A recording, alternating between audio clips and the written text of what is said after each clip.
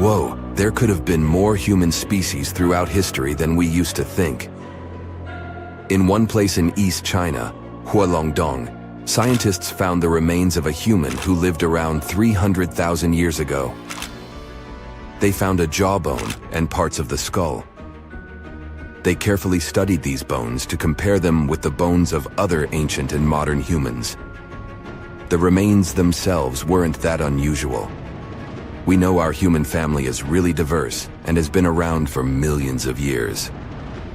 You know our ancient relative called Australopithecus, right? These fellas lived in different parts of Africa, and they were known for walking on two legs, just like modern humans. But their brains and some other parts of their bodies made them more similar to apes. Their teeth are a good example of how they were like a mix of apes and modern humans. Their canine teeth were smaller than those of apes, but their back teeth were still larger than ours. There were different types of them. You can recognize some Paranthropus because of their big jaws and teeth. One of the most famous fossils of Australopithecus is Lucy, a lady that's about 3.2 million years old. She was found in Ethiopia. So, we know that our family got pretty big from that point, or probably even before it. But it's always great to welcome some new members, which seemed to be the case with this new discovery. Some parts of these bones look similar to the bones of ancient humans, while other parts look more like the bones modern humans have. For example, the person whose bones they found didn't have a real chin. That means we can't put it in any of the groups we know of, like Neanderthals, or maybe even Homo sapiens. So, might we be missing a branch from the human family tree, or an important step in our evolution? What we're looking at here could be some mix between the creatures that became modern humans like us and the ones that turned into what we today know as Denisovans. It takes time to figure it all out, though. We hadn't known much about Denisovans either until we found some of their bones in a cave in the mountains. These bones are really rare, and we only had a few pieces to analyze, but their genes told us a lot more about their past than their fossils. Different kinds of humans lived on this planet, but through time, they spread around. One group started living in Africa. Those are our kind, Homo sapiens. Another group went to Europe. That's how we got Neanderthals. But some of these ancient human groups moved all the way to Asia. That's where we can trace a new interesting kind, Denisovans. It seems they're cousins to both modern humans and Neanderthals.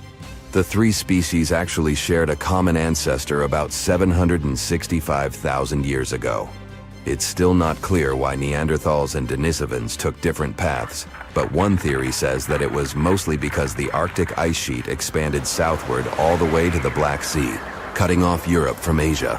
Life, or better yet, the planet, kept them separated for a very long time. Plus, they kept changing places where they lived all the time, always looking for something better, like every other human species before and after them. But this didn't last forever. Scientists found genes from two groups of Denisovans, one in mainland Asia and the other in a place called Melanesia. So not only did they have different groups within their populations, but it also seems that after thousands and thousands of years of developing independently, the members of these three populations, Neanderthal, Denisovans, and modern humans, somehow met again and spread all across the land. 5% of the Denisovan genome lives not in the area where scientists found their bones, but in people that live thousands of miles away in Southeast Asia, for instance, in Papua New Guinea. But scientists believed that the cave where they found the remains of Denisovans might be as far north as they had lived. It would have been way too cold for them to survive if they had gone further north. From there, they traveled as far south as Indonesia. This was possible because, during their time, sea levels were lower than today. So Indonesia was connected to mainland Asia. But they probably didn't make it to Australia since it was still separated by water. These three groups mixed together too. Scientists have found a bone of a girl who had a Neanderthal mom and a Denisovan dad. It's the only first-generation hybrid human we've discovered. She even got a cool nickname, Denny. One of the mysteries about Denisovans is how they disappeared. Maybe they mixed so much with other humans that they just blended in. Or it's possible that modern humans' ancestors were stronger, had better tools, or even brought some diseases that didn't affect them, but affect Denisovans. Climate and where they lived might have also played a role. Denisovans lived in a wide range of environments, from cold parts of Asia to tropical Indonesia. Climate changes and the challenges of different habitats might have been really difficult to survive. But it's hard to draw strict lines in our family tree. We're still relatively new at learning about it anyway. Who knows how many new members we are about to discover? Half a century ago, a team of scientists had an idea that a collection of fossils they found at the Great Rift Valley in Tanzania were actually the remains of some new human species. Yup, that was the time when we welcomed Homo habilis into the family. It was a big discovery at that time since people mostly believed that the story of our evolution had been really simple. First, there were Australopiths that looked like apes. After them, there was Homo erectus, the upright man. They most likely lived in Africa around 2 million years ago, but also expanded really quickly across Eurasia. It was the first human species that we know about to have traveled such long distances to find a better place for life. They looked and behaved like humans. Plus, they were probably the first of our ancient ancestors who learned how to deal with fire. Maybe they were the first to cook food as well. And that's what we're definitely thankful for. Cooking food was an innovation that made the human diet more nutritive, and we could grow bigger and smarter brains. So, yeah, Homo habilis made things more complicated. They could walk on 2 legs, but they could also be better at climbing trees than walking on the ground like us. Plus, their brains were smaller than what a human should probably have. At first, it seemed these fossils could be from a completely different side of the family, related to other creatures, Australopithecus africanus, that looked like apes. But more and more digging showed that even though its jaws and teeth were similar, Homo habilis was still bigger and a bit different. The name means handy man, because they were probably able to make and use simple tools. Searching for more fossils in Africa wasn't easy because a team of researchers had to deal with wild animals and tough conditions all the time. But eventually, they managed to find some teeth and a strange skull that was, again, something different from the ancestors we knew about. The teeth were really big, so this new fella got the nickname of Nutcracker Man. For a long time, everyone believed this kind had evolved to eat hard foods. But the fossil teeth didn't show much damage, so they might have been eating food that was softer than we thought. This finding might help us understand how our teeth have been evolving through time, too. And right there, in the same layers of soil where Nutcracker Man was lying, they found ancient stone tools. At first they thought those had belonged to Nutcracker, but as they kept digging, they found more fossils that didn't match Nutcracker Man. It means that someone else must be the real tool maker. But that's another story for another time.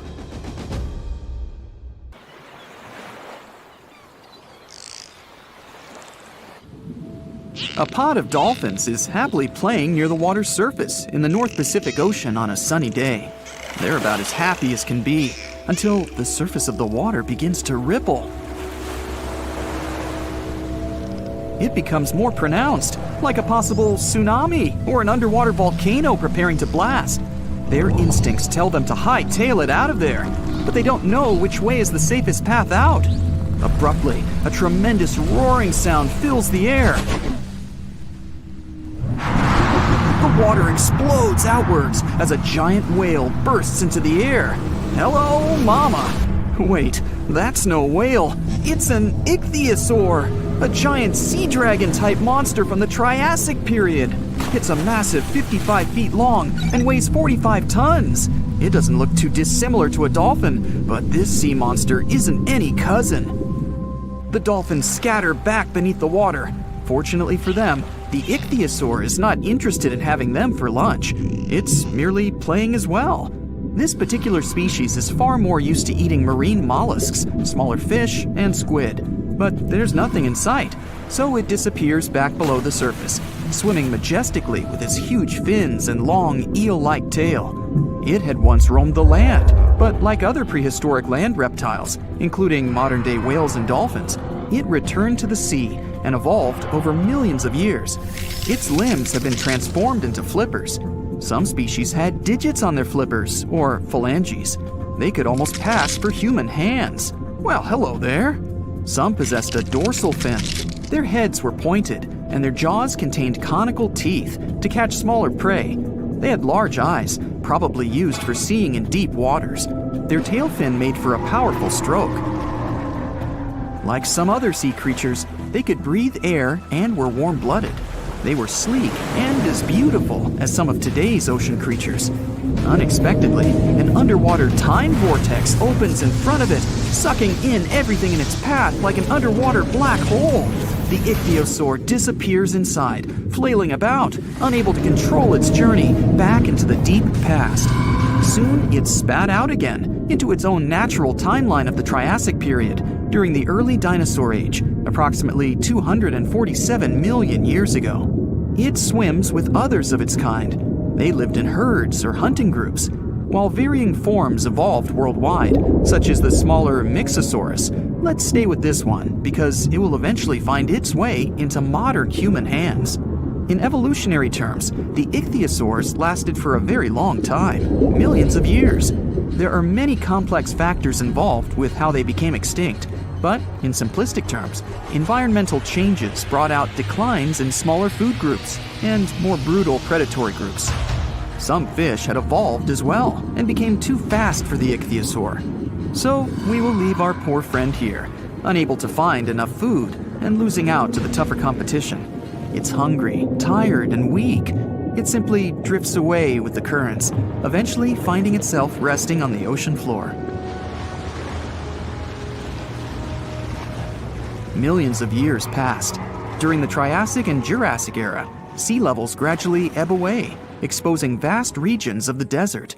The area we're focusing on became Nevada, in the western part of the United States. During the Cretaceous period, a volcanic island chain formed.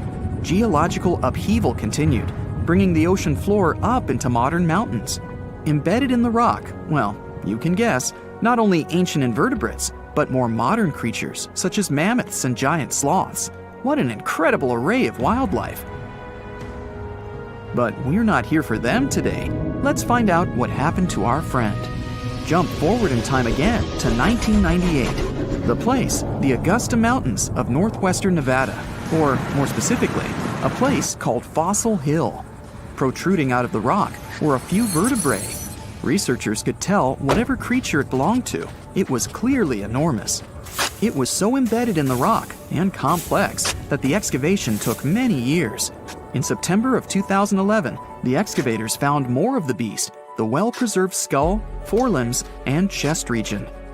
It wasn't until 2015 that the now obviously giant ichthyosaur could be fully extracted. The surviving fossils were a skull the size of a fully grown man, a shoulder, and a flipper-like appendage. Even then, it took a helicopter to move it. The team named the new species Symbospondylus youngorum. Symbospondylus is a Greek word meaning spine. Let's call this one Ichthyosaur spiny from now on, because it should have a name by now. And let's face it, it's a lot easier to pronounce. Spiny was airlifted to the Natural History Museum in Los Angeles and further shipped to the University of Bonn in Germany. The study was undertaken by vertebrate paleontologist Martin Sander and his colleagues while collaborating with the University of Mainz. It was a unique and truly electrifying find, as the marine reptile was the largest animal ever discovered from this time. As far as we know, stated Martin Sandler, it was even the first giant creature ever to inhabit the Earth. You can think of Spiny as the underwater T-Rex of his time. He's also quite remarkable, as his type lived only 3 to 5 million years after a mass extinction event, known as the Great Dying. It happened roughly 252 million years ago. It took out approximately 90% of the world's life forms. What caused it? The short version is elevated temperatures and increased acidification in the oceans. Once one part of the food chain extinguishes, it causes a domino effect, as you can imagine.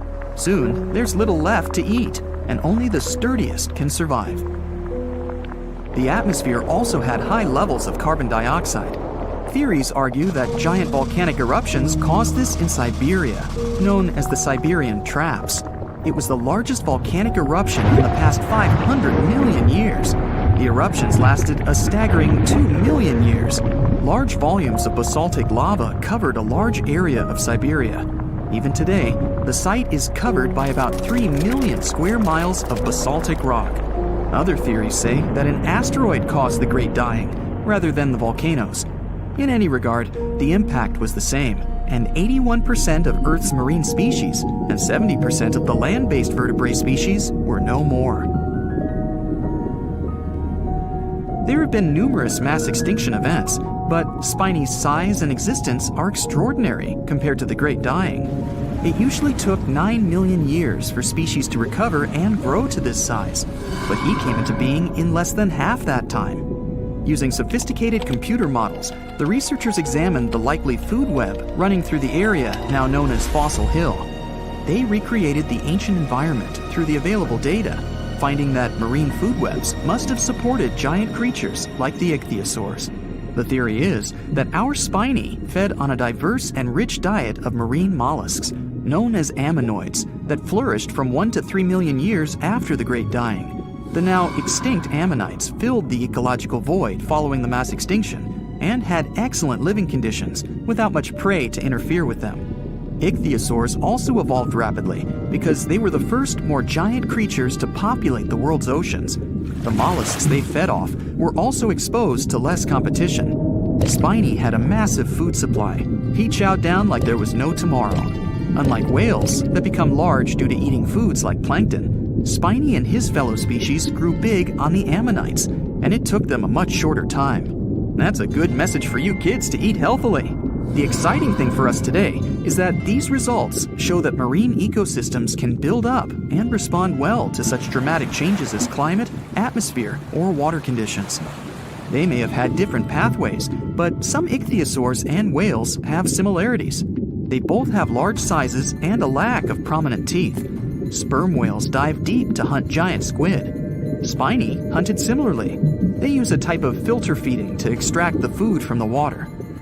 Our friend likely ate fish and possibly squid, and ever smaller ichthyosaurs. Ouch. Other ichthyosaur forms had lots of teeth, with a skull more like a giant lizard. They had razor-sharp teeth. Ichthyosaurs swam the ancient oceans for nearly the whole of the dinosaur age. Ichthyosaur fossils have been found in many other countries, such as England, Norway, Japan, Germany, Colombia, China, and Australia. They were the underwater planet rulers of their day. As the sun sets 250 million years ago, we might imagine Spiny having a better outcome than he ultimately did, and popping his head out of the water to watch the orange hues of the pristine sky. He pauses for a moment before, once again, dipping underwater to join his friends, swimming happily away with the herd, looking for food and adventure in the deep blues of the Triassic Ocean.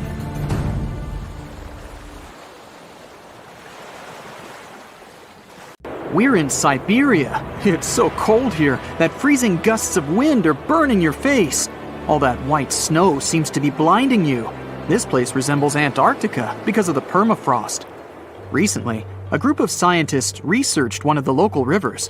With the help of a drilling rig, they extracted several samples of frozen soil. The scientists were shocked to find living creatures inside the ice.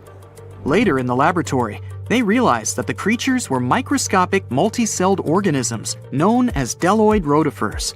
These creatures looked like little worms. Scientists knew that these worms could live in frozen conditions for up to 10 years. But the age of the rotifers found in the ice was about 24,000 years. And after defrosting, they began to reproduce, as if they had been sleeping for several hours, not thousands of years. Further analysis showed that these organisms could stay frozen for hundreds of thousands of years. The rotifers might have lived during the time when people didn't invent the wheel yet. And this isn't their only superpower. Bdelloid rotifers are among the most radioactively resistant animals on Earth. They can survive in places where there's no oxygen and water. They can also stay alive in areas with high acidity and can live without food and water for a long time. By the way, these are not the only creatures that are known for living for thousands of years. Particular types of moss and some microorganisms are also almost immortal. Nematodes, also called roundworms, are some of the most adaptive varieties of worms in the world. Imagine the Eiffel Tower standing tall and proud. And now, let's make it 10 times higher and place it underground.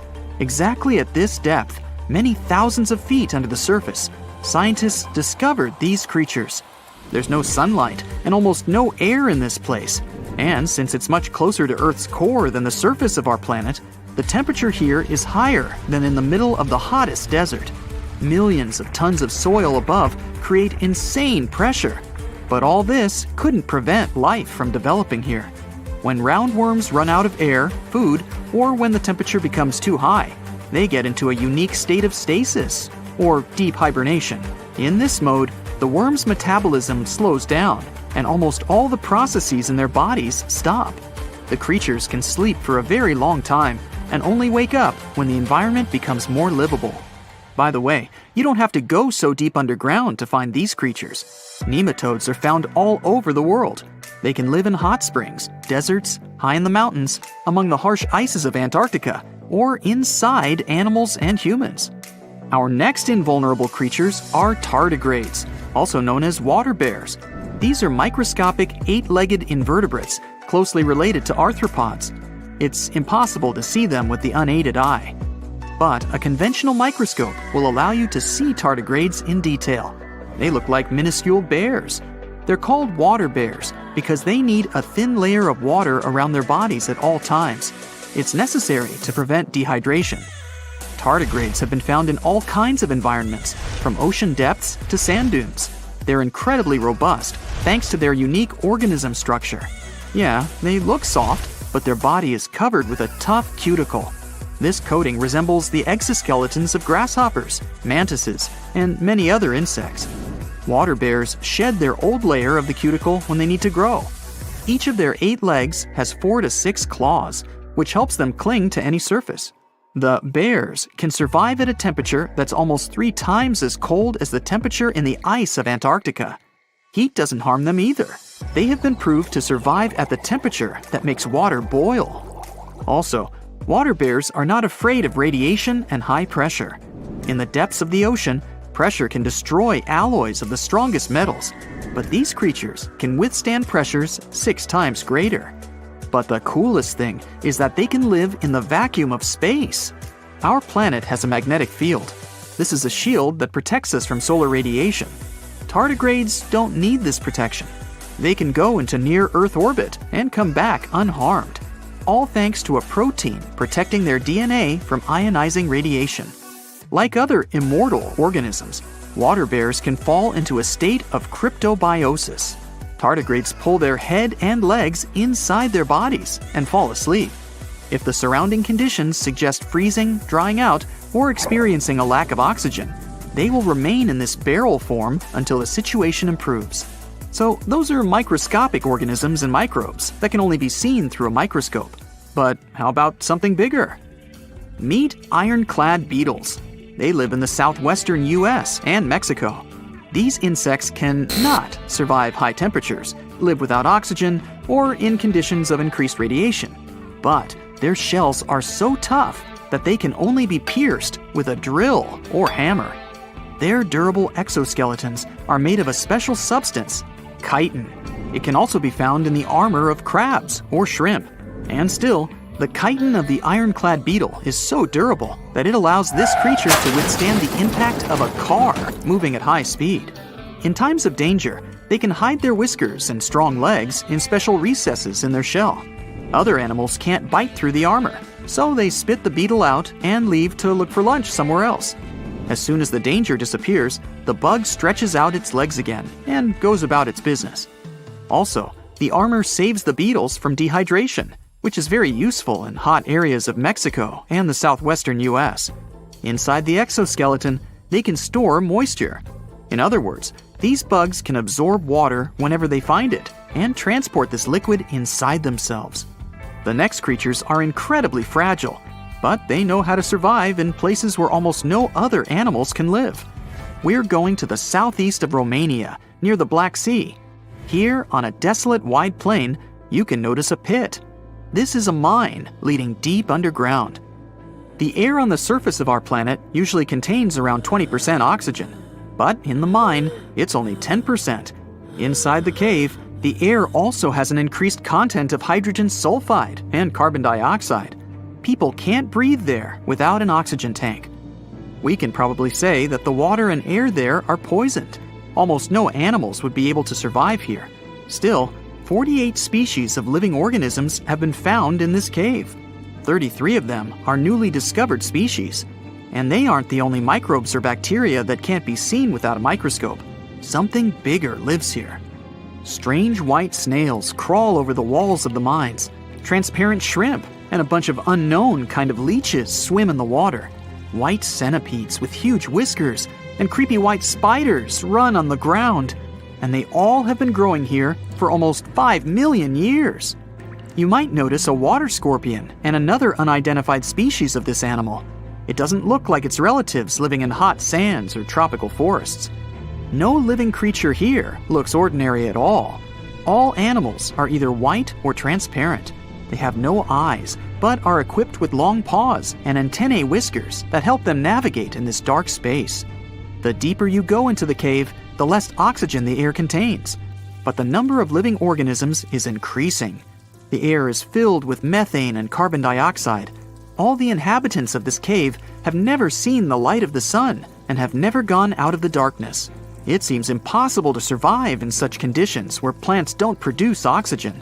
The answer to the question of their survival is hidden in a small lake. The surface of the water is covered with strange foam. If you look closely, you can see that this white substance is alive. It resembles soft, wet paper that is easy to tear. The thing is billions of living organisms, bacteria called autotrophs. There's much more carbon dioxide in the cave than there is outside, and these bacteria, like plants, absorb it. But they don't do this with the help of photosynthesis, which means they don't need sunlight. They use water for chemosynthesis. What these bacteria secrete is food for other bacteria, and these other bacteria are food for bigger creatures. A unique food cycle that you can't find anywhere else on the planet only exists here. Can you tell me what date it is today? Piece of cake. You just look at your smartphone and voila, you immediately know the day, month, and year. But was it always this easy to tell the date? Did the ancient people even have the concept of a year that lasts 365 days? Yes and no. Mayan calendars had cycles. That's close to what we call a year. But the Mayan cycle was much longer, 819 days. And this is where the mystery begins. 819 days compared to what? When does this calendar begin, and when does it end? Scientists were asking themselves this question for decades. They discovered and deciphered the Mayan calendar during the 1940s. Recently, two American scientists, John Linden and Victoria Bricker, came forward with a solution. So, what did they do differently from their predecessors? The duo deciphered the code by broadening their thinking. They expanded the calendar from 819 days to full 45 years. That's 20 times longer than the original cycle. And a pattern started to emerge. This was a major breakthrough because the Maya told time in a complicated way. You can forget about the easy-to-read Arabic numerals we have today. These ancient people used glyphs. These are tiny images that represent characters. Something like the icons on your desktop or universal symbols. When you see a little dot with 3 curved lines above it, you know there is a Wi-Fi network available. The Mayan calendar used glyphs that represented animals or natural phenomena. For example, there were symbols for a jaguar and an eagle. Each glyph marked one day. Each cycle is repeated 4 times, 8 and 19 x 4. Let's call these 4 cycles blocks. The Mayas colored each block differently. Scientists thought these colors corresponded to the 4 cardinal directions.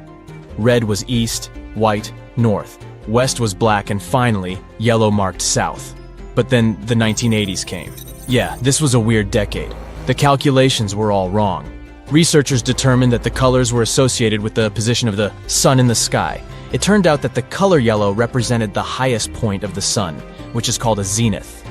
White was the lowest point, called the nadir. It seems that the calendar showed just how good the ancient Mayas were at astronomy.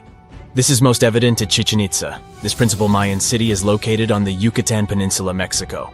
There stands an impressive step pyramid.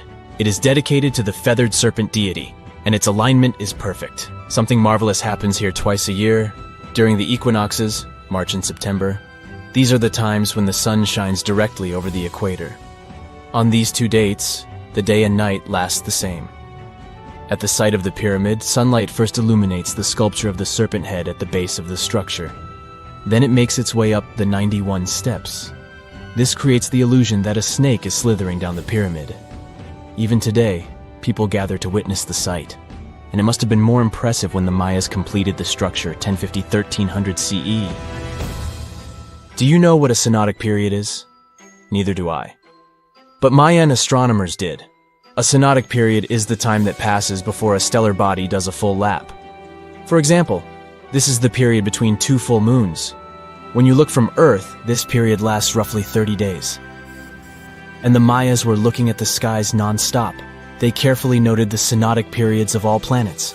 From Venus to Saturn, these ancient astronomers kept records of nearly all celestial bodies. But what does this have to do with their calendar? The American researchers' calculations revealed the link. Let's take the planet closest to the sun as an example, Mercury. Its synodic period is 117 days. Multiply that by 7 and you get which number? Exactly 8 and 19, when 17 x 7 equals sign 819? Coincidence? Definitely not. Because synodic periods of other planets also neatly match the magical figure 819. But this is not visible from a single Mayan cycle. Scientists had to expand it several times to discover the pattern. There is a reason why no one could decipher the code for so long. They were focused on a single planet.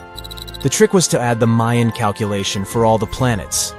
Researchers just needed to see the bigger picture. This brings us to the year 2012.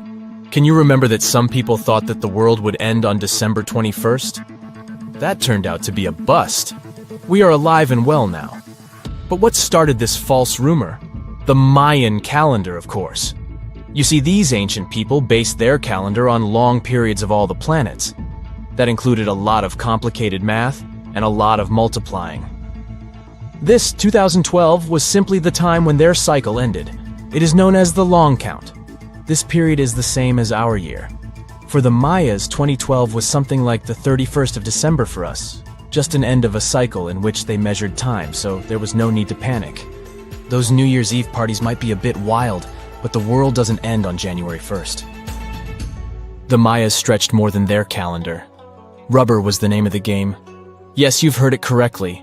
These ancient people were making different grades of rubber 3,000 years before one famous American did, Charles Goodyear.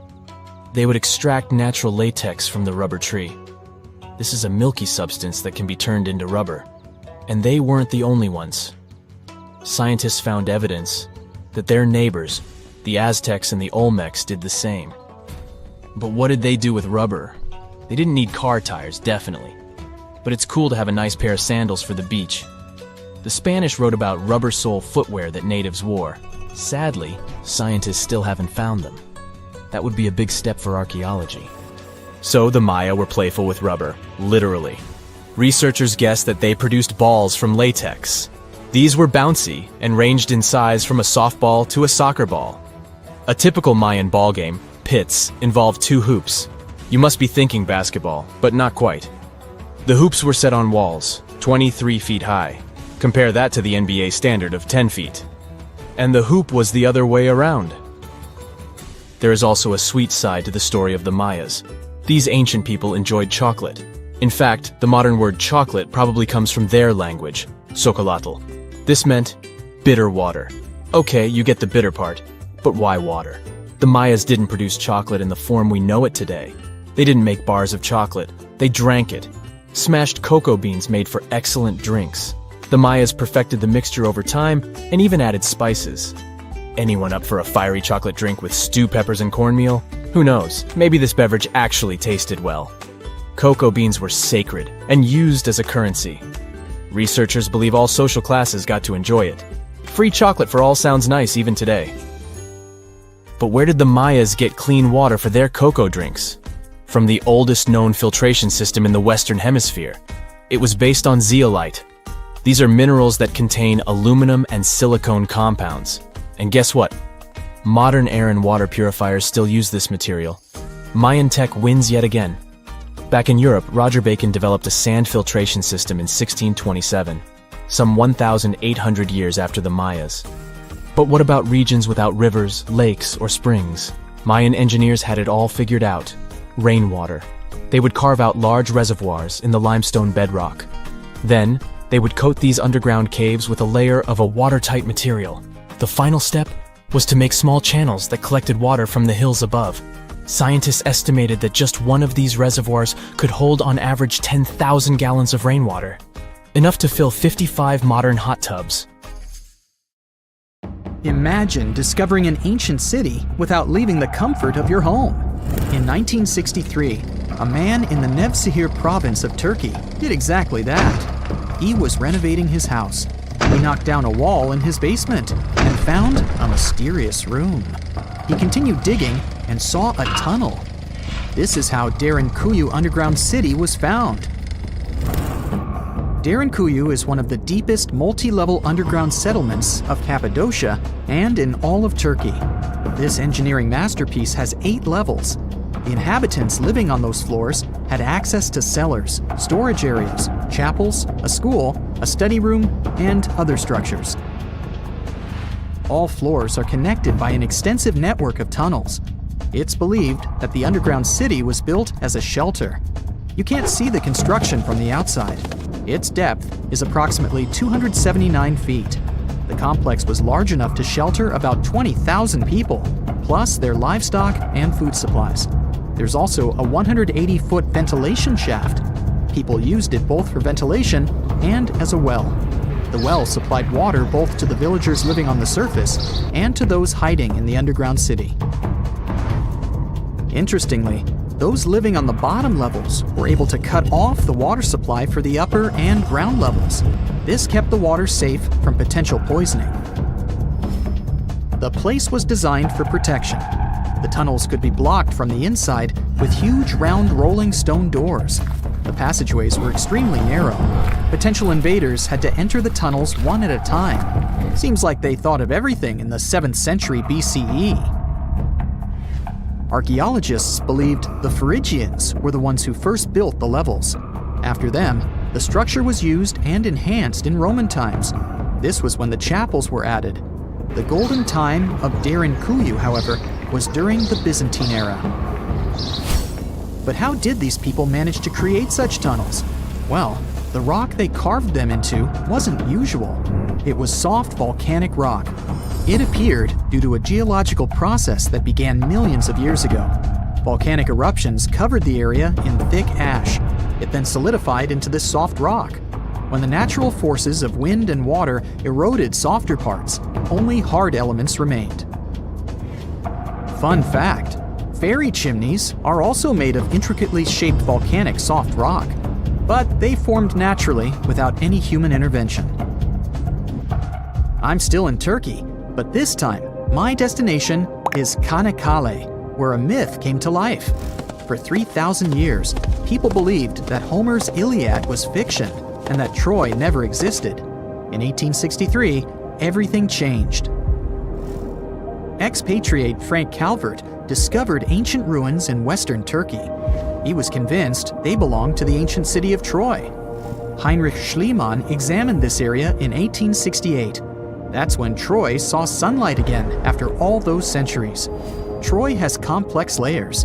Over the years, 9 ancient cities were built on top of one another.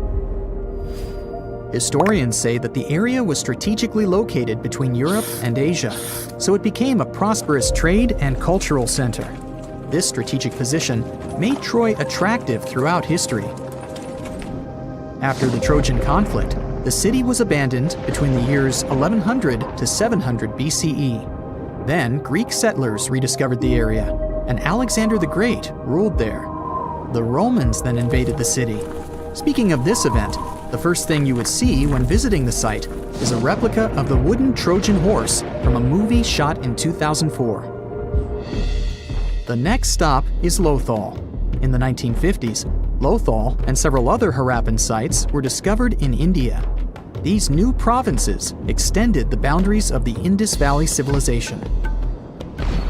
Lothal was an important part of the Harappan civilization. It had vast cotton and rice fields.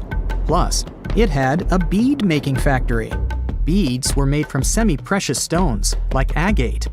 Many of these beads were later found in Mesopotamia, which serves as evidence that Lothal was a thriving trading port. Archaeologists believe that the city was part of an ancient trade route. Traces of agriculture? Check. Traces of trade? Check. What else? The remains of residential buildings, streets, bathing pavements, and drains. Some real city planning, and impressive examples of early urbanization. The town was well constructed. There were modern houses. Some of them had 6 rooms, bathrooms, a large courtyard, and even a veranda. Lothal also had the world's oldest known dock. It linked the city with the Sabarmati River and the trade route. The ancient Mayan city of Calakmul is located in southern Mexico in the tropical forest of the Tierras Bajas. From 500 CE to 800 CE, Calakmul was home to over 50,000 people. There was a central plaza surrounded by outer districts. And if we count both the inhabitants of all those outer areas and those who lived in the center, Calakmul had a population of more than 1.5 million people. It was a city that was habitable for 12 centuries. It's believed that the place had more constructions than any other excavated Maya settlements in the region. After 1000 CE, the Maya civilization there faced a downfall. The settlement that was once the center of Mesoamerica was almost completely abandoned. The ancient city was at the heart of the second largest tropical forest in America. The site is well preserved, so today, if you were to visit it, you would be able to picture what life looked like in ancient Mayan times. The city remains include architectural complexes and sculpted monuments, defensive systems, quarries, water management features, agricultural terraces, massive temple pyramids, and palaces, not to mention a variety of body ornaments and other accompanying objects. It proves that complex state-organized societies lived in this tropical forest. The Mayans depicted nature in their paintings, pottery, sculptures, rituals, and even food. I'm moving on to a place people thought didn't really exist. The city of Thonis Heraklion appeared only in a few inscriptions and ancient texts. Turns out, it was waiting to be discovered for thousands of years. Scientists searched the majority of the coast of Egypt. But then, archaeologist Frank Gaudio and his team detected a colossal face looking at them from under the water. The ancient city of Heraklion was discovered completely submerged 4 miles off Alexandria's coast. In the ruins of the lost city, there were 64 ships, 700 anchors, and a treasure trove of gold coins. Archaeologists consider a 16-foot-tall statue and the temple remains the most important findings discovered by the expedition. Back then, the city had ceremonies and celebrations that took place in the Temple of Amun. The ruins and artifacts were made from granite and diorite, so they were in good condition even after having been in contact with water for centuries. They give people a glimpse into what life was like 2,300 years ago in one of the most important trade ports of the world. The city had a network of canals. You can think of it as an ancient Egyptian Venice. The canals linked many separate harbors and anchorages. Towers, temples, houses, and other structures were also linked by bridges. Thonis Heraklion was the country's main port for international trade and the collection of taxes. No one really knows how the city ended up submerged, but archaeologists connect it with natural causes. At the end of the 2nd century BCE, most probably after a flood, Heraklion got covered with water. Then, Alexandria, the city founded by Alexander the Great, became more glorious than Heraklion. Before Alexandria's fame, Heraklion was the main port of entry to Egypt. So, after the disaster, Many ships heading for Heraclion had to change their route and go to Alexandria. Heraclion lost its glory until its rediscovery in 1933. Mesa Verde is an American national park in Colorado. The park is the largest archaeological preserve in the U.S., with more than 5,000 sites, including 600 cliff dwellings. Mesa Verde means green table in Spanish. The name comes from the shape of the mountains in the area, with flat tops and steep sides. The park is an ancestral Puebloan archaeological site. Starting from 7500 BCE, a group of nomadic Paleo-Indians seasonally lived in Mesa Verde. They were hunters, gatherers, and crop farmers. They built the first pueblos in the region. By the end of the 12th century, the Mesa Verdeans began constructing massive cliff dwellings, which are now the best-known structures in the park. Imagine a place that could literally start at one end, trek over 1,800 miles straight to the west, and still be stuck under that massive canopy. This place is like a haven for all sorts of crazy creatures, hosting around 10% of the world's species. It's always been seen as this wild, untouched paradise where humans haven't messed things up yet. You know, like a glimpse into how the world used to be before we spread like wildfire across every continent, causing chaos everywhere. I'm talking about the Amazon region. That massive jungle turns out to be hiding some seriously cool secrets. For centuries, people have been talking about these lost cities deep within the forest. We're talking about El Dorado, the legendary city of gold that had Spanish explorers going crazy, venturing into uncharted territory, never to return.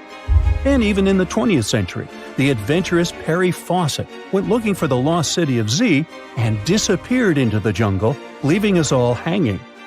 Scientists have actually found evidence that ancient cities did exist in the Amazon. But how did they find these hidden ruins in such a dense and remote forest? Well, they've got this awesome technology called LiDAR.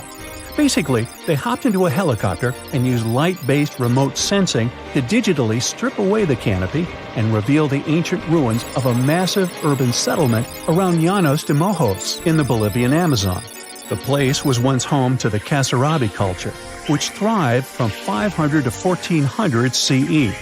They had these incredible urban centers with huge platform and pyramid structures. They even had raised causeways connecting different suburban-like settlements spread across miles and miles of land. These guys were seriously ahead of their time, and they had an epic water control and distribution system with reservoirs and canals. So yeah, the Amazon rainforest wasn't just some untouched wilderness. It was actually heavily populated and even urbanized for centuries before recorded history of the region began. But the thing is, a bunch of people turned a blind eye to the fact that there were actually some pretty cool architectural sites lurking around here that totally deserve some exploring. Scientists predict that in the next 10 to 20 years, we're going to uncover a ton of these cities, and some might even be bigger than the ones we're talking about here. Michael Heckenberger, an anthropologist with the University of Florida, points out that we've seen some similar settlement features, like moats and causeways, in other parts of the ancient Amazon. This new research reveals something totally mind-blowing. Past examples of urbanism in the Amazon were more like groups of villages connected together, not quite what we'd call urban. You see, they were missing those fancy larger centers with their grand architecture and stuff. But guess what? Llanos de Mojos has got them. This place is the real deal when it comes to a fully urbanized Amazonian landscape. So, in the Llanos de Mojos region, a bunch of ancient settlements have been found. These were home to the Kasarabi people, who were all about hunting, fishing, and farming maize.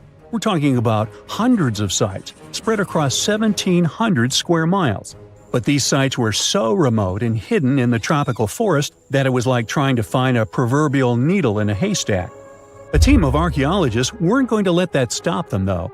They decided to take to the skies and use some fancy LiDAR mapping technology. Just imagine an aircraft flying over the area, shooting out a bunch of infrared beams. These beams hit the ground and bounce back, giving us the distance to different objects. It's like creating a super detailed map from above. Using computer software, these genius scientists were able to strip away the trees from the images, revealing the Earth's surface and all the ancient archaeological goodies hidden beneath. And boy, did they strike gold. They found a whopping 26 unique sites, including 11 that nobody even knew existed before. So what about these 26 super cool sites? Among them, we've got Landavar and Kotoka, which are like these huge urban centers. And get this, we already knew they existed, but the new maps revealed they cover 1.5 and 1/2 square miles respectively. These centers are surrounded by moat and rampart fortifications, like something out of a medieval castle, and they've got all sorts of crazy stuff inside. We're talking artificial terraces, massive earthen platform buildings, and pyramids that reach over 70 feet tall. All these epic buildings are actually facing the north-northwest. It's like they were trying to align themselves with the cosmos or something. This kind of cosmic worldview can be found in other ancient sites in the Amazon too. Now, let's take a bird's eye view and strip away all those pesky trees. We can see these two centers in all their glory, and they're actually connected to a whole network of settlements through a bunch of causeways. Picture it like spokes on a wheel, stretching out for miles. Canals also stretch out from these main centers and connect to rivers and Laguna San Jose. It's like they had their own water delivery system going on. These ancient guys totally reshaped the whole landscape with their crazy cosmology. The only bummer is that their impressive architecture was made from mud brick. While it looked amazing back then, it just wasn't as durable as the limestone used by the Maya. What happened to the Kasarabi and their settlements is still a big mystery. But based on dating at the sites, it looked like they disappeared around 1400 CE, way before Europeans arrived in the Amazon. One theory is that a massive drought hit the region and messed everything up.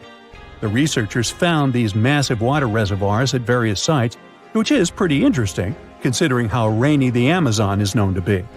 Who knows if they were for drinking water or farming fish and turtles? But hey, severe droughts have happened in the past, and it only takes a couple of bad harvests to make people pack up and move on. What's even more interesting is that these communities thrived in the same area where this guy Fawcett we mentioned before went missing while searching for his lost city of Z. Maybe he was onto something after all. This is how it was. Fawcett stumbled upon this super cool document called Manuscript 512 at the National Library of Brazil. It's believed to have been written by a Portuguese explorer. Now, according to this document, back in 1753, a group of explorers discovered the remains of an ancient city. It had arches, a statue, and even a temple with hieroglyphs. But the document didn't spill the beans on where this city was located. So Fawcett got all hyped up about finding this city and made it his secondary mission after his main goal of finding something called Z. At one point, he had to come back to Britain to run some errands, but in 1920 he decided to give it another shot. Fawcett went on a personal expedition to find the city, but it was unsuccessful. 5 years later, Fawcett, his son Jack, and their buddy Raleigh Rimmel disappeared in the Mato Grosso jungle. Some researchers think that Fawcett might have been influenced by info he got from indigenous folks about this place called Kohikagu. Turns out Kohikagu was discovered by Westerners in 1925, and it had the ruins of 20 towns and villages. Up to 50,000 people might have lived here. And get this, the discovery of other earthworks in southern Amazonia totally supports Fawcett's theory. In 2005, an American journalist wrote an article about Fawcett's crazy expeditions and discoveries. He called it The Lost City of Z. Catchy, right? Well, in 2009, he turned that article into a book with the same name. And in 2016, the super talented writer-director James Gray made it into a movie. Now, here's where things get a bit sad. The Amazon region is changing rapidly. Farming, ranching, and energy production are changing this incredible place. And guess what? Those untouched areas with ancient relics won't stay untouched for long. It's a race against time to document and preserve what's left of our past before it's lost forever. Researchers have found almost 1,000 previously hidden Maya settlements in the tropical lowlands of what is now northern Guatemala.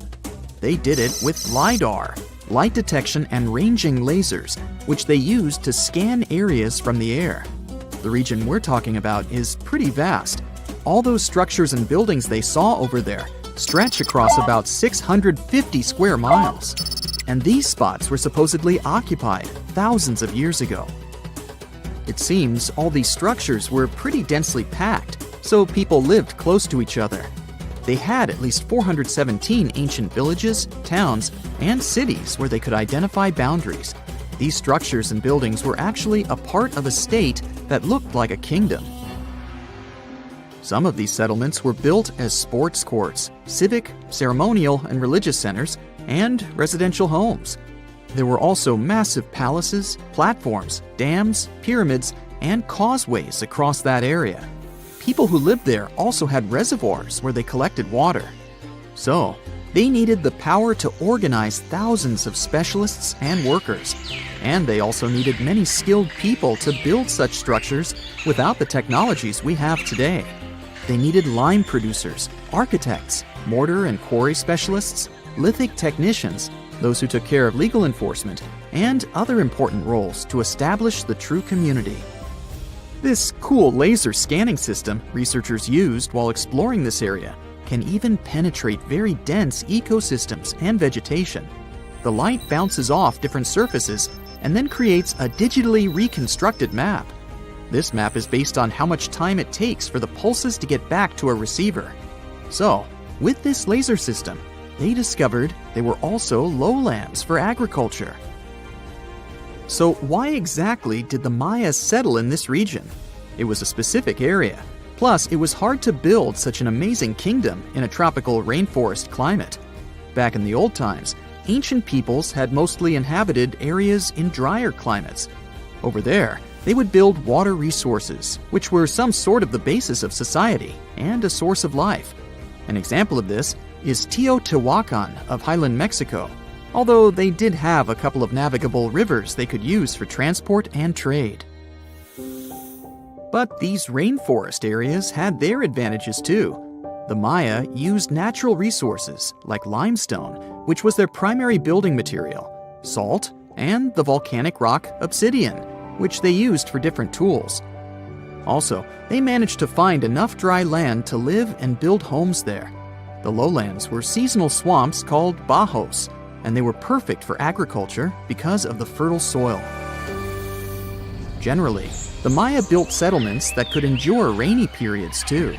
They were ready for different circumstances, including flood and drought, which is something you could see in how they built houses. Their architecture was also one piece of evidence that showed their community was like a centralized kingdom-like state, which shows they stuck together through tough times. The Mayan Empire was very powerful, and it reached its peak about the 6th century CE. They were excellent at pottery, agriculture, writing, mathematics, and calendars. They were the ones who created complex calendar systems, such as the calendar round, which is based on 365 days. Although some believe the Mayan calendar predicted December 21st, 2012 would be the end of the world, it was just a coincidence with the end of a certain full cycle. They would call it the long count calendar, and it lasts 5,125 years. The Mayan people left behind an impressive amount of astonishing architecture and symbolic artwork. Most of their stone cities ended up abandoned by 900 CE. No one still knows why the Mayan civilization in that area collapsed, although there are some theories. Some think that by the 9th century, these people had exhausted the resources around them to the point that they could no longer feed and sustain such a big population. Others believe some city-states didn't get along that well, so they broke down the traditional system of power they used to have. Some say it was all because of a very long period of drought. It could be a combination of all these factors, though. But one Mayan city, located on an island, even survived until the 17th century. It was long after the rest of the Mayan civilizations had been destroyed or abandoned. If you're a traveler, you might know the town by its modern name, Flores. Scientists believe about 2,000 people lived there. The earliest Maya people were farmers. They cultivated crops like beans, squash, corn, and cassava. As they had many interesting ingredients, they created hundreds of cool recipes. Many of those are still present even today. For example, in modern Mexican cooking. And especially popular are papayas, cacao, avocados, squash, pineapples, chili peppers, beans, and so on.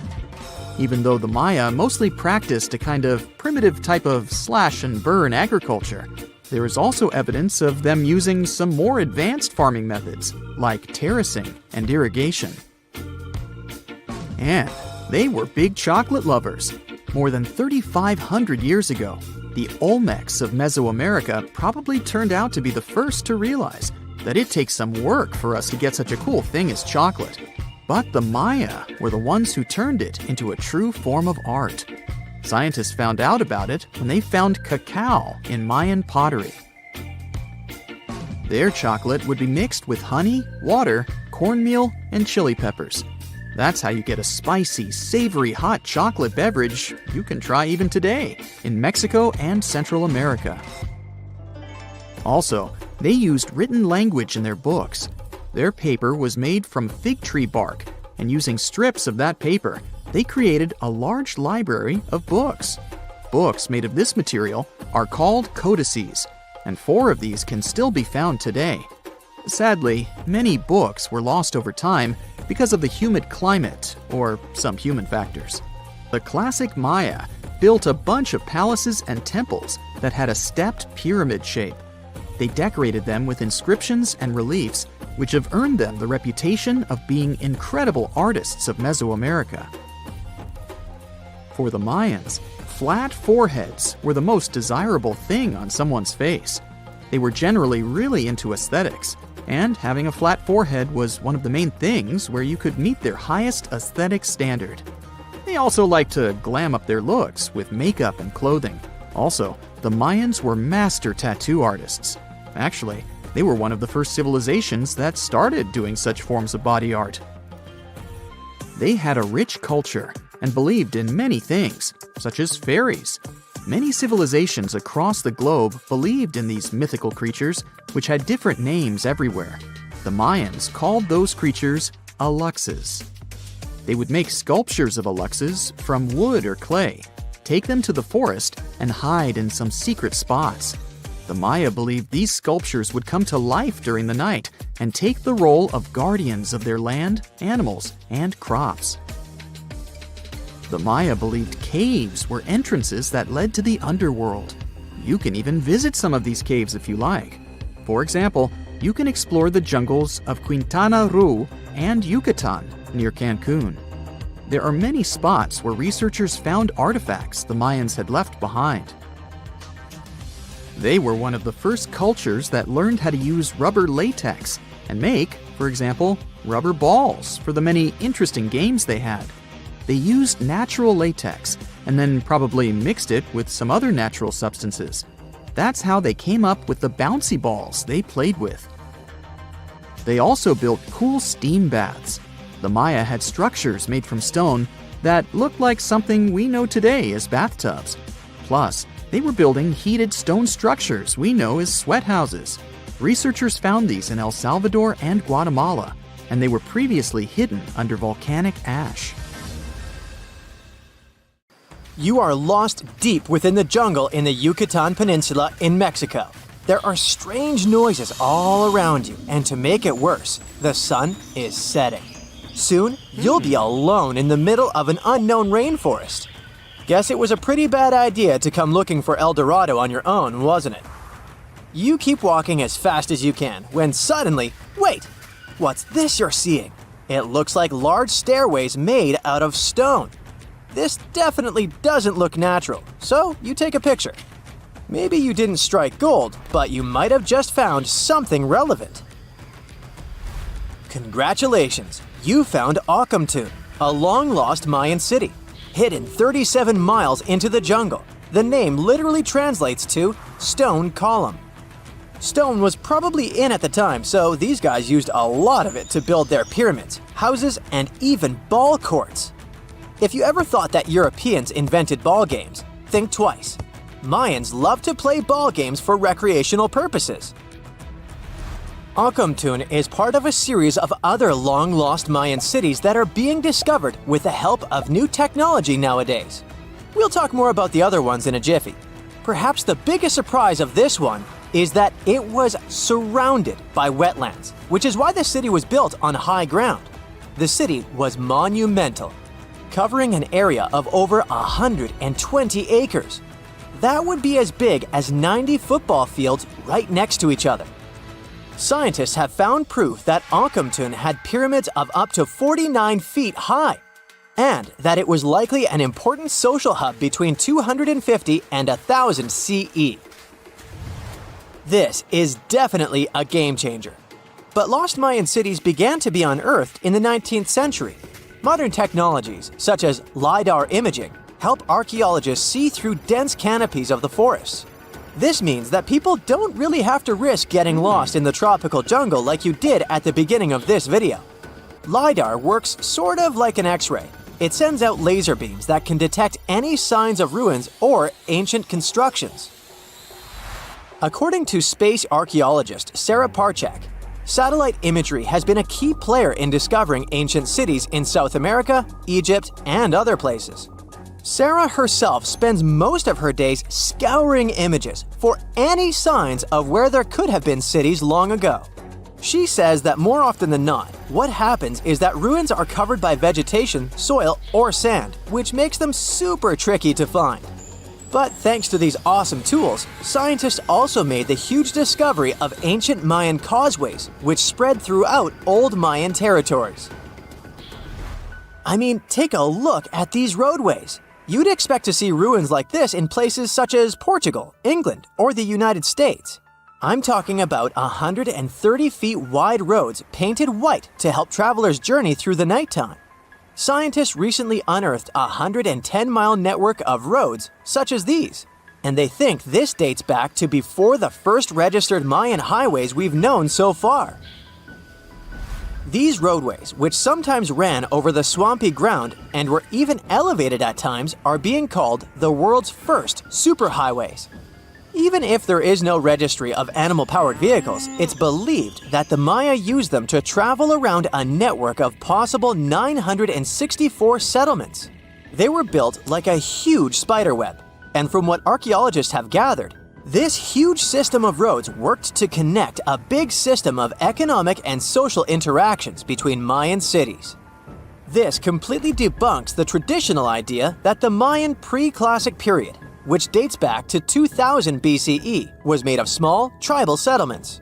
Imagine the manpower and engineering ability you need to muster to build something close to these white highways. Scientists believe that these causeways were built pretty much the same way as the Mayans built their pyramids, with a mixture of mud and quarry stone. Oh, and using several layers of limestone to make them white. That's pretty cool, right? But let's take a few steps back for a moment to get some context. The Mayans were one of the biggest pre-Columbian civilizations living in the Americas. Until now, experts believe that at its apex, the Mayan civilization consisted of over 40 cities with a population of millions of people. That's a lot of folks. Their civilization spanned Mexico's Yucatan Peninsula, Guatemala, and Belize. And they survived mainly on agriculture. The thing is, the Yucatan Peninsula was an extremely difficult place to grow crops. So the Mayans had to develop a complex irrigation system in most of their cities. They built a series of ceremonial buildings, pyramids, and plazas. The Mayans might have been keen pyramid builders, but they also developed an advanced astronomical system. With whatever ancient technology they had, they were able to predict the exact location of planets such as Venus and Mars, as well as the exact dates of eclipses. If you've ever seen examples of ancient Mayan cities, this is Tikal.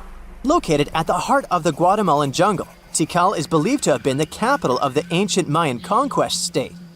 At its height, it was comparable in importance to cities such as London or New York in today's world. It's composed of a series of complex monuments. The North Acropolis is one of Tikal's most ancient complexes of monuments. Built solely by human hands around 350 BCE, it served as the resting place of kings and chiefs. Its monuments are up to 200 feet high. Back in the day, the step pyramid temples were painted a beautiful red. Mayans loved that color. Today, of course, you'll only see the limestone. Then there's Chichen Itza. It's got one of the best preserved pyramids on Earth to date. Located in Mexico's Yucatan state, this Mayan city is well over 1,500 years old. At its peak, it was home to 35,000 people. The site covers 4 square miles of land. The highlight is El Castillo, a tremendous step-like temple standing 80 feet above ground. Its most peculiar feature is that it has 91 steps up each of its 4 sides, including the upper platform, which makes for 365 steps, the same number of days as the solar year. You can see that these folks were a pretty big deal, huh?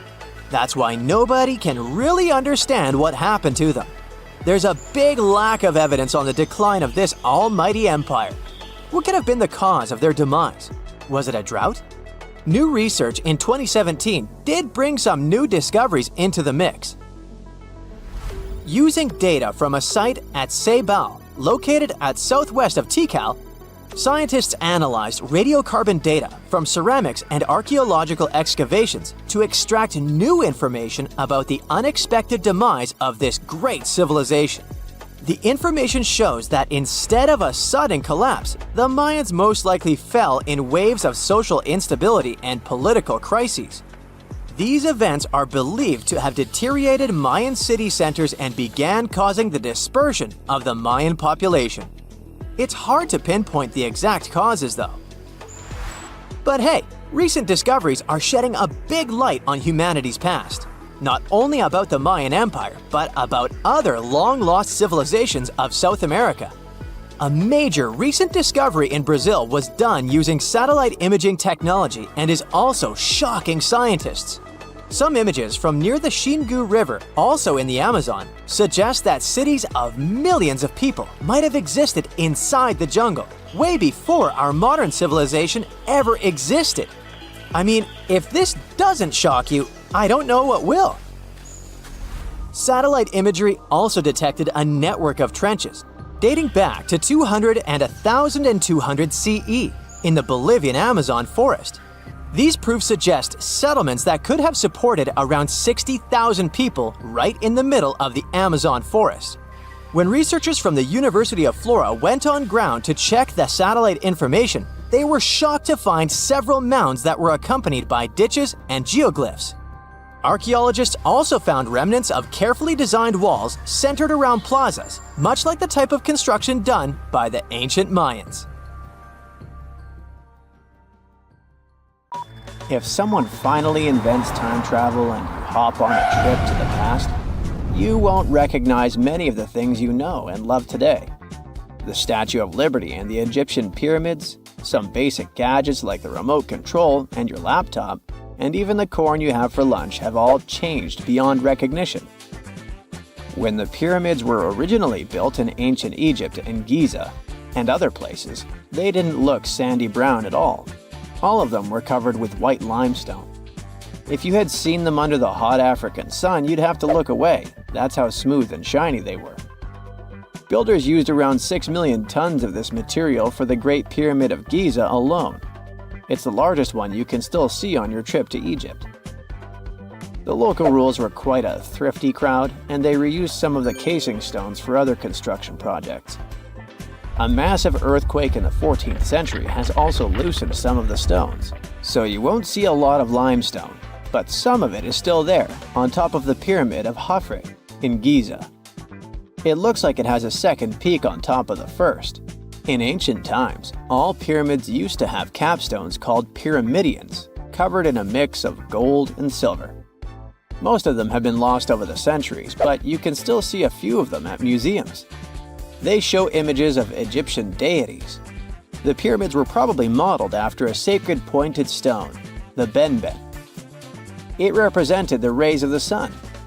Now, lifting heavy rocks wasn't so simple without the tech we have today. I guess you'll agree with me if you helped your friends move at least once, and they made you carry the couch. But those smart Egyptians of the past thought of that and chose the pyramid shape. It lets the weight distribute evenly throughout the whole thing. The Statue of Liberty has also had a major makeover since it was first unveiled in 1886. Believe it or not, it used to be a shiny brown color, just like a penny. 20 years later, it changed its color to green. It wasn't a fashion statement, but a chemical reaction. The statue is covered with hundreds of thin copper sheets. When copper reacts with air, it naturally forms a protective layer called verdigris. This layer protects what's under it from corrosion, and that's why statues and other things made of copper, brass, and bronze can last so long. When Lady Liberty first turned green, people in authority decided it would be a good idea to paint it all over. It was way before social media, so you couldn't just drop an angry comment under the post describing the idea. But they wrote about it in the local newspapers, and the public didn't love the idea. Then the Times interviewed a copper and bronze manufacturer, and he confirmed they shouldn't repaint it, because removing the protective layer would mean destroying the statue. Over the years, people have suggested painting Lady Liberty several times, but no one has ever done it. I don't know about you, but I can't imagine that lady in any other color, so I guess it's for the better. You love bananas as much as I do? Next time you enjoy a juicy soft one, remember you gotta thank selective breeding for that texture. The original wild bananas had many large, hard seeds and not so much delicious pulp. And hey, who doesn't like a sugary watermelon?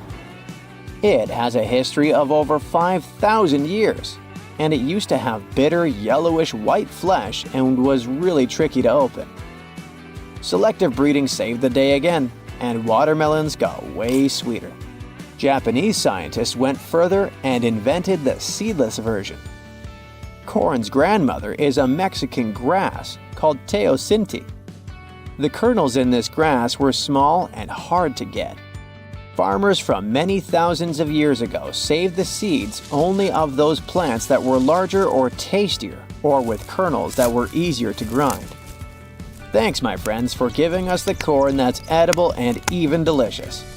And just imagine, wild avocados were so small that they could easily fit in the palm of your hand. The pit in them was so large you wouldn't find much edible material inside. They also had a much harder shell than the ones we're used to.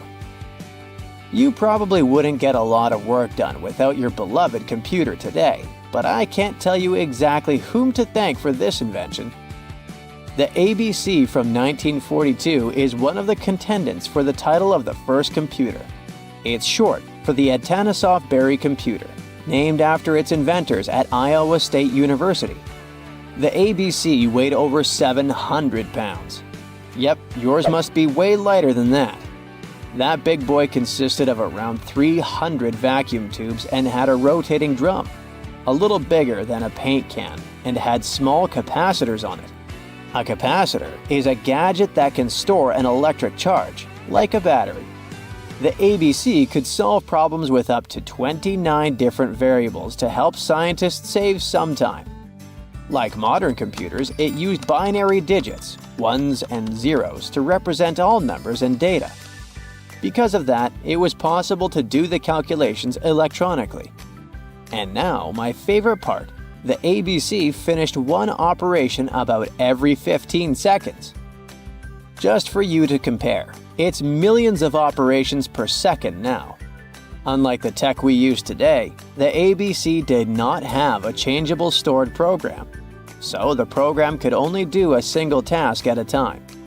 An operator had to write down the intermediate answer and then dial that back into the computer. Sounds like another reason to be happy we live in the 21st century. That remote control you use for all sorts of appliances has gone a long way too. Nikola Tesla, who gave us alternating current, designed one of the first wireless remote controls back in 1898. He named his invention teleautomation and demonstrated it on a miniature boat controlled by radio waves. The boat had a little metal antenna attached to it.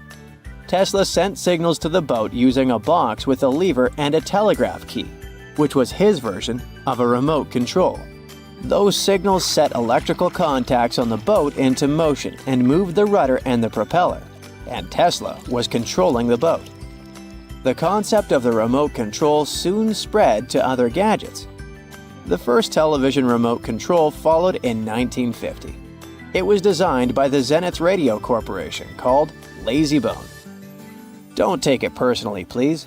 This LazyBone had a massive cable that was attached to the TV set, and those who tried it didn't fall in love with the invention because they tripped over that cord. I feel your pain, my friends. If you live or work on one of the top floors, you gotta love this one. Meet the first passenger elevator. It traveled at the speed of 40 feet per minute. Not the fastest, I know, compared to today's record, which is 40 feet per second. But hey, it was built back in 1857 in New York and was more of a tourist attraction than a necessity. The elevator had a steam engine hidden in the basement of a 5-story building.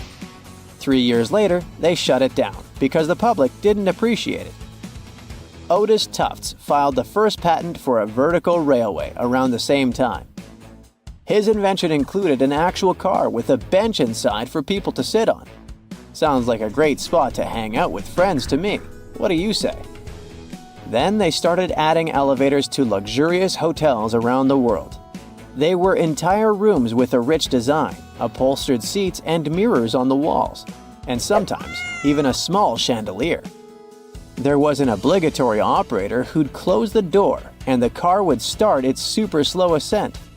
It was still more about style than about speed, so I guess I'd choose the stairs. When you hear the word mummy, you might get a chill down your spine. That's because most of us associate this word with those creepy characters we've seen in some scary movies. But in reality, mummies have helped us understand a lot about ancient civilizations, their rulers, and about how people used to deal with losing their loved ones. The people most famous worldwide for their mummies are the ancient Egyptians.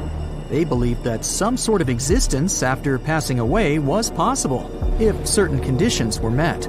That's why they insisted on preserving the human body through the process of mummification and placing the mummy in a furnished tomb, kind of like giving it a fully functioning apartment of its own.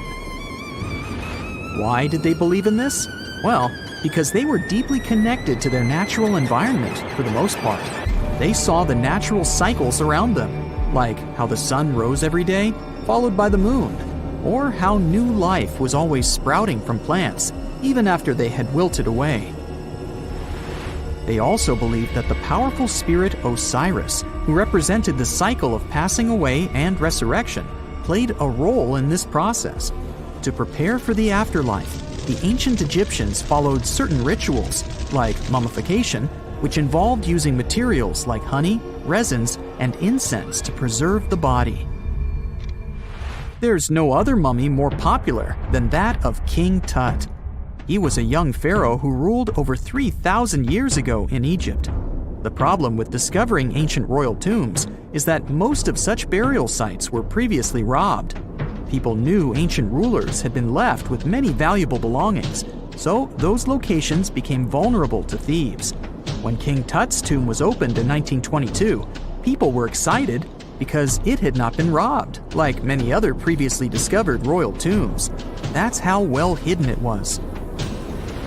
Inside, his mummy was encapsulated in a total of 3 coffins, including one made of gold.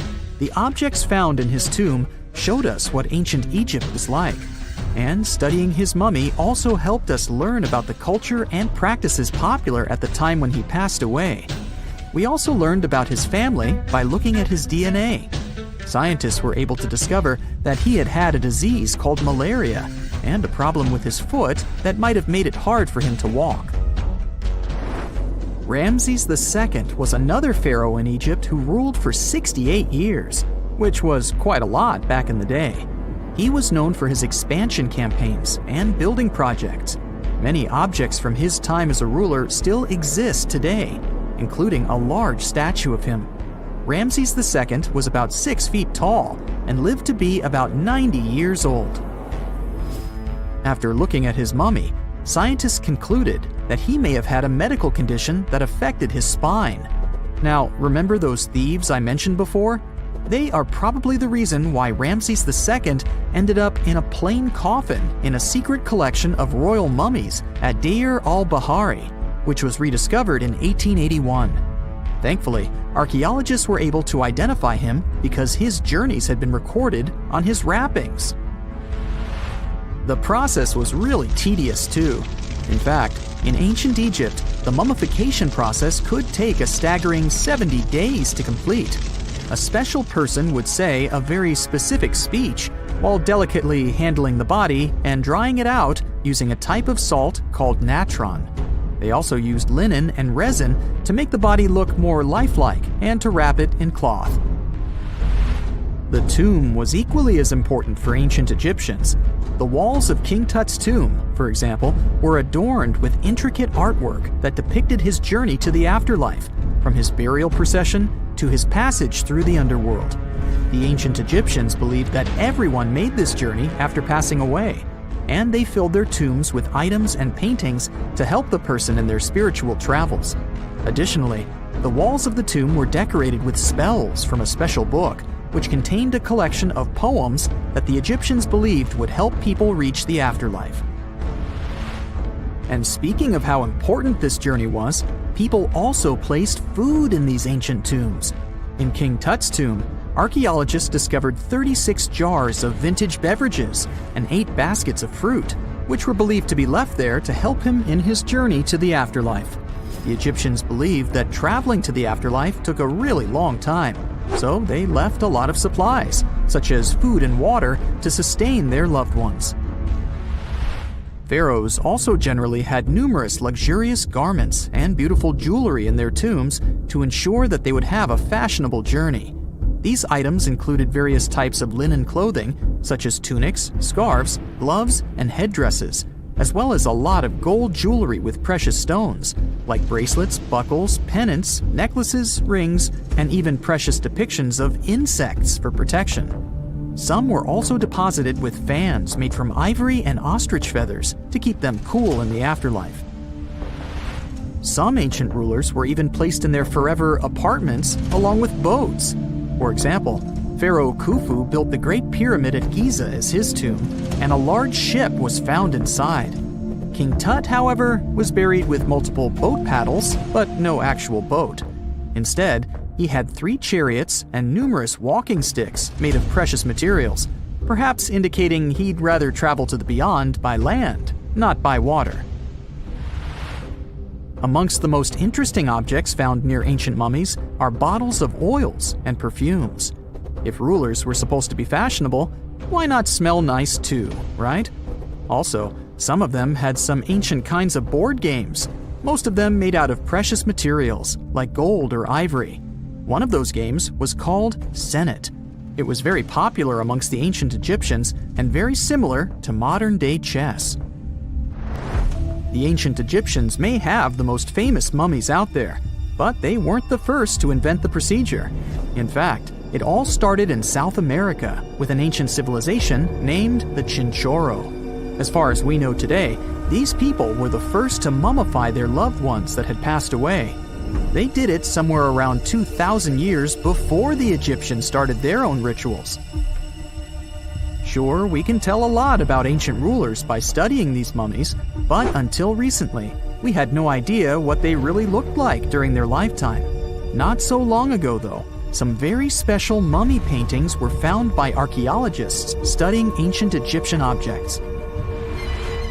These mummy portraits are highly detailed paintings of individuals that were made while they were still alive. Such paintings were often painted on wood, as opposed to the classical portraits we all know about, which are painted on canvas. They are known for their realism and beauty, and have even been used by researchers to diagnose diseases by comparing them to the corresponding mummies. Some of these portraits also include depictions of jewelry, which was later found on the mummies. The recent discovery of these mummy portraits in Central Egypt is significant, as it marks the first time in over a century that such paintings have been found. Mummies appeared all around the world naturally, too. Mummification can occur without people intervening, because of natural conditions, like extremely cold or hot environments, places with a lack of oxygen, or accidental exposure to chemicals that preserve the body. These conditions don't allow bacteria to grow, resulting in the body remaining more or less intact. Famous Otzi was one of these mummies. We know today he was a man who lived around 5,000 years ago in Europe. But upon his discovery in the Alps in 1991, Austrian authorities initially believed that he was a modern mountaineer because of how well preserved the body was. However, after the Iceman was removed from the glacier, it was determined that he was actually from the Copper Age. One of the most unexplored and mysterious places on Earth is located in plain sight. It's one of the most majestic monuments of humankind. The wonder of the ancient world hides a secret that scientists and archaeologists still can't solve. This is the Great Sphinx of Giza in Egypt. The huge sculpture of a lion with a human head was carved out of rock about 4,500 years ago. Scientists still don't know the exact date of its creation and are also unaware of who built it and what for. There are many assumptions and theories, but none of them has been confirmed. Most people have seen this majestic sculpture either in photographs or in reality, but almost no one knows what's hidden underneath it. The statue of the Sphinx was carved from a single piece of limestone. It was painted. The remains of color pigment on the surface prove this. In the distant past, the Sphinx looked much brighter and more colorful than what we see now. But even after thousands of years, its greatness hasn't diminished. And by the way, Sphinx is not the real name. It was invented by the Greeks about 100 years or more after its creation. Initially, the Egyptians called the statue Hor-em-Akhet. There are many legends and theories saying the Sphinx is there for a reason. It's like a watchdog that guards the tomb of the pharaoh and the secrets of ancient Egypt. These legends become more plausible when archaeologists discovered hidden entrances at the feet of the Sphinx. They believe that these secret passages are the beginning of the tunnels leading to the halls with treasures. You can find a lot of stories on the internet that claim the Sphinx hides the Hall of Records, a repository filled with ancient and secret knowledge. One of the main artifacts of this repository is supposed to be the records of the ancient mythical state of Atlantis. According to legends, the entire library from this city was moved under the Sphinx. The entrance to this library must be located next to the Sphinx's right paw. Many archaeologists tried to find this entrance, but came away empty-handed. Also, there are many images with detailed diagrams of the underground city that consists of a network of tunnels and chambers under the Sphinx. Someone says there are structures as tall as 12-story buildings hiding underground, but there's no evidence of this. Archaeologists, even after millennia, continue to explore the mysterious sculpture. At the same time, many Egyptians don't want to learn more about the Sphinx. They're terrified of awakening something supernatural. In 1998, scientists discovered tunnels leading to empty caves under the Sphinx. They found evidence of earlier excavations there. It's quite possible that someone managed to find the treasures and take them away. Some people believe Egyptians found some kind of artifact under the Sphinx that has the power of unknown advanced technologies. The artifact is so powerful that it can change the course of history. Of course, most theories are just fairy tales of conspiracy fans, but it's a confirmed fact that the Sphinx hides a system of caves and rooms. There are so many rumors surrounding the Sphinx that it's impossible to understand what's true and what's false. In any case, it's difficult and dangerous to study the sculpture because active excavations can destroy it. And then the entrance to the underground rooms can get blocked by rocks and lost forever. Also, further exploration requires a lot of money, and financing is not always easy to find. But the main reason? It's too risky. There's no guarantee that people will be able to get out of the underground labyrinths. For these reasons, Scientists and archaeologists have been exploring this majestic structure for so long. Another famous architectural monument with a secret is Mount Rushmore in South Dakota. Everyone admires the images of the U.S. presidents' faces carved into the rock, but few people know that there's a secret room hidden behind the head of Abraham Lincoln. The architect of Mount Rushmore wanted to carve slabs on the rock with the record of the main stages of the country's history. But his plan was too complicated to carry out. Then he was offered to implement it on a much smaller scale, to build a secret room inside the mountain. The idea was to save this knowledge so that future generations will always remember the history of their country. Unfortunately, the architect didn't have time to finish his work. The construction stopped for several decades. But in the late 90s, the project was resumed. Porcelain enamel panels depicting the history of the U.S. were placed in the room. It's possible that these plates will be stored there forever. But people can't see them, at least for now. The room is inaccessible to tourists as it's too difficult to get inside. Another secret room is located in the Empire State Building. More precisely, it's not even a room, but a place where you can take cool photos. Almost all tourists gather on the observation deck of the 86th floor to enjoy a stunning view of Manhattan. But there's another deck with panoramic windows on the 102nd floor. There are way fewer people there because almost no one knows about that place. Fortunately, access to this deck is open to everyone. You probably won't have to wait in line for a long time to take a photo. You'll feel special because you're in such a secret place where there are almost no people. But the coolest place is even higher, on the 103rd floor. This is a spacious observation deck where celebrities get their photographs taken. It's not a public place, but if you know the right people, you can get there. There are almost no security measures on the site. Only a low ledge between you and an abyss. That's why crowds of people are forbidden from coming here. It's not so easy to get there, and you're unlikely to succeed without a guide. First, you need to choose the right elevator that will take you there. Then you'll go through several engineering rooms filled with pipes, electrical panels, and other technical stuff. The final part of your way is a set of stairs inside a tiny corridor. And here you are, at the top of New York. Now we're in Paris.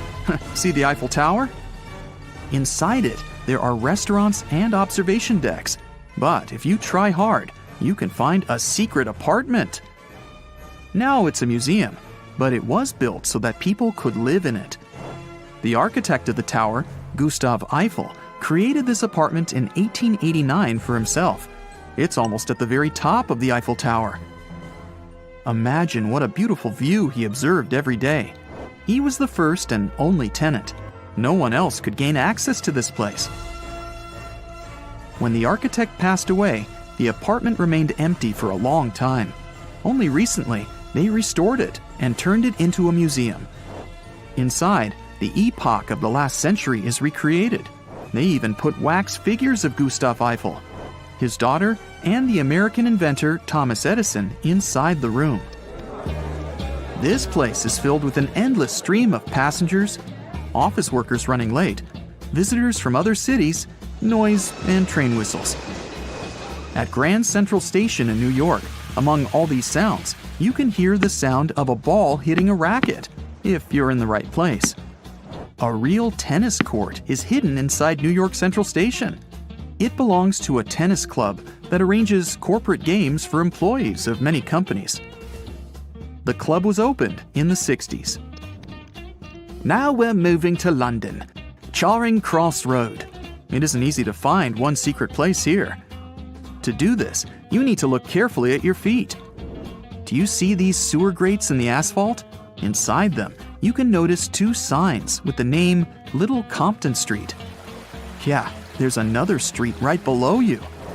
It disappeared from all maps at the end of the 19th century. Charing Cross Road was built over it. The identification signs that you see are part of old engineering tunnels. There's another interesting place in London.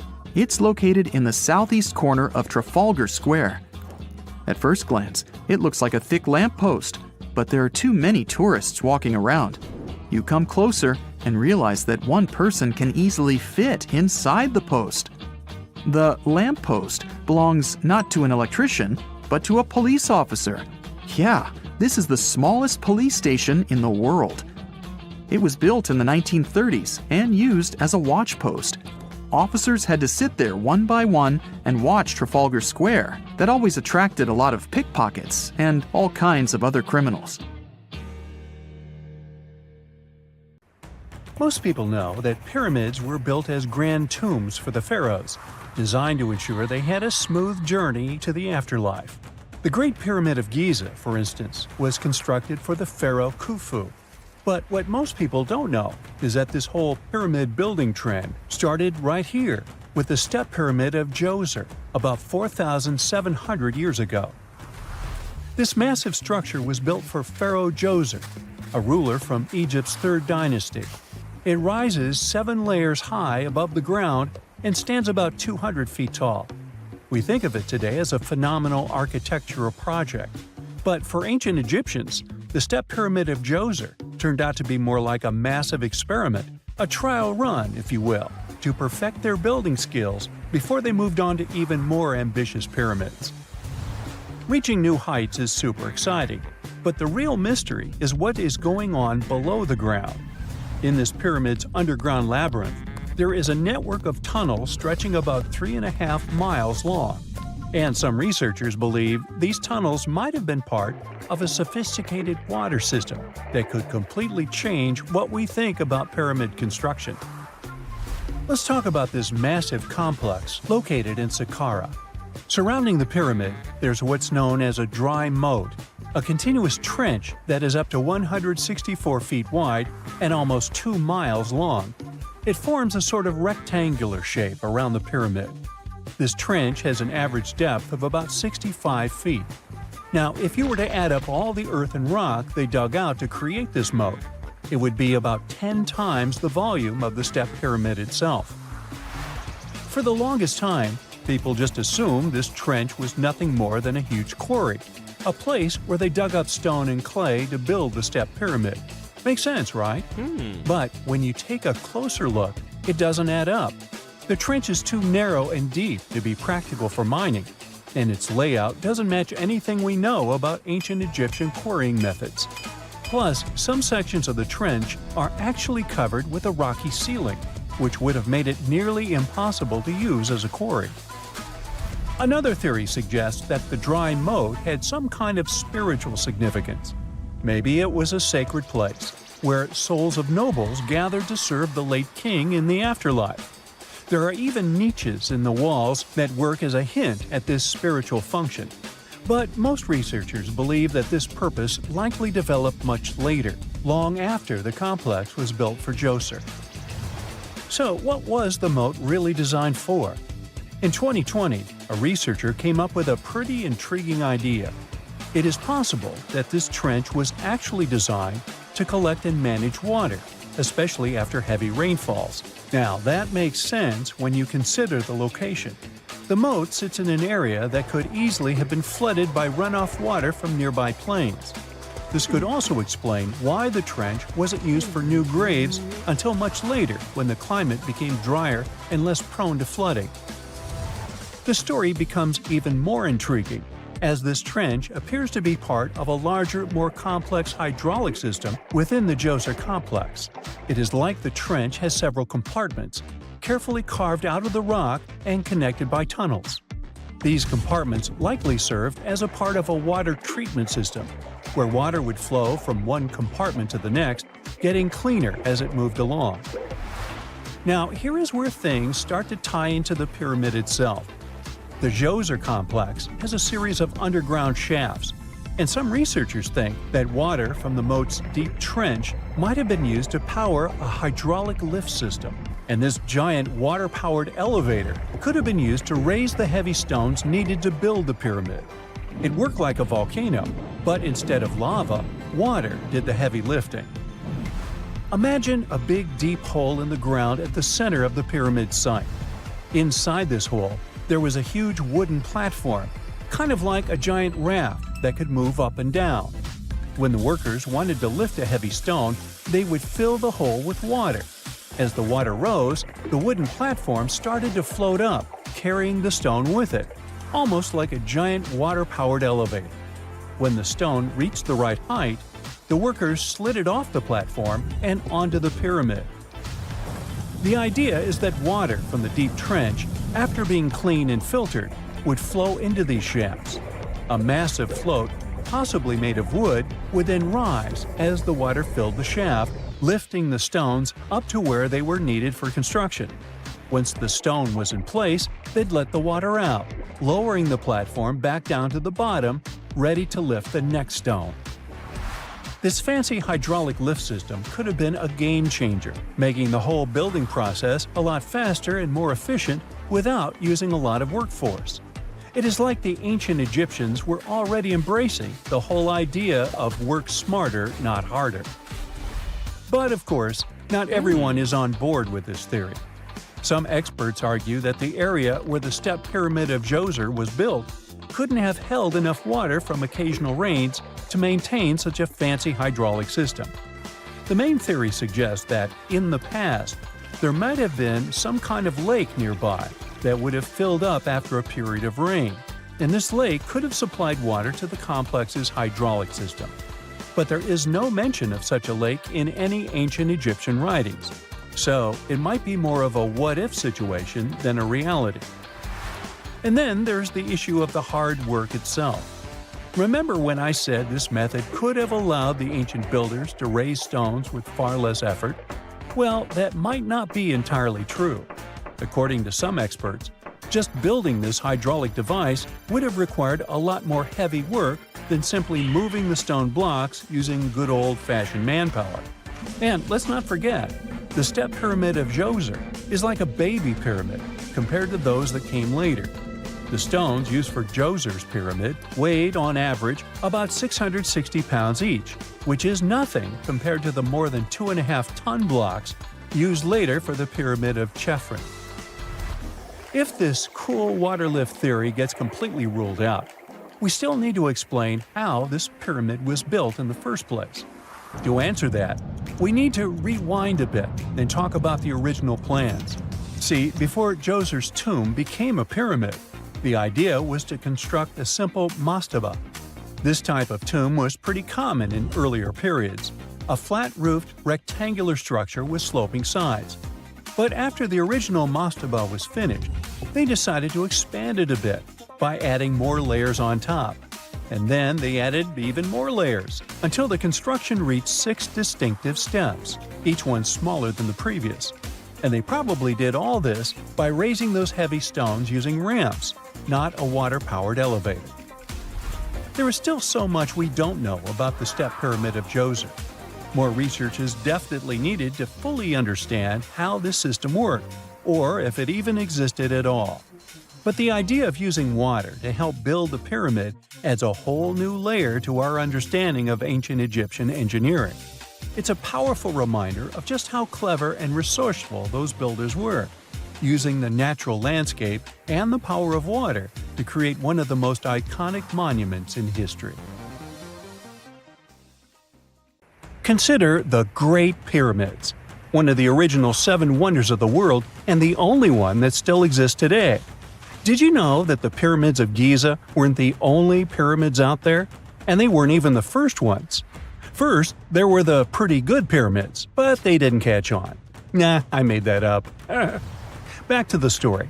In ancient Egypt, it was believed that kings were chosen by gods to serve on earth as their mediators. In the afterlife, they were expected to become gods themselves. The pyramid complex was built to make sure that the king had everything they might need in the afterlife. The complex included the pyramid, a palace, and temples. The tomb in the pyramid, where the king was buried, was filled with many things they might need, like furniture, food, and gold vessels. Actually, the first pyramid had been built 80 years before the first pyramid of Giza appeared. Overall, there were around 100 of them, Some weren't finished though, since the construction took a while and not every pharaoh lived long enough to see the end of the construction. And now let's talk about the construction itself.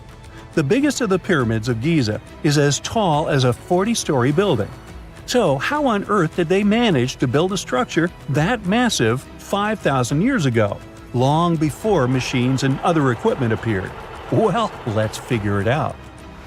So Pharaoh Khufu ascended the throne around 2575 BCE, and his architects started the construction of the oldest and biggest of the pyramids of Giza.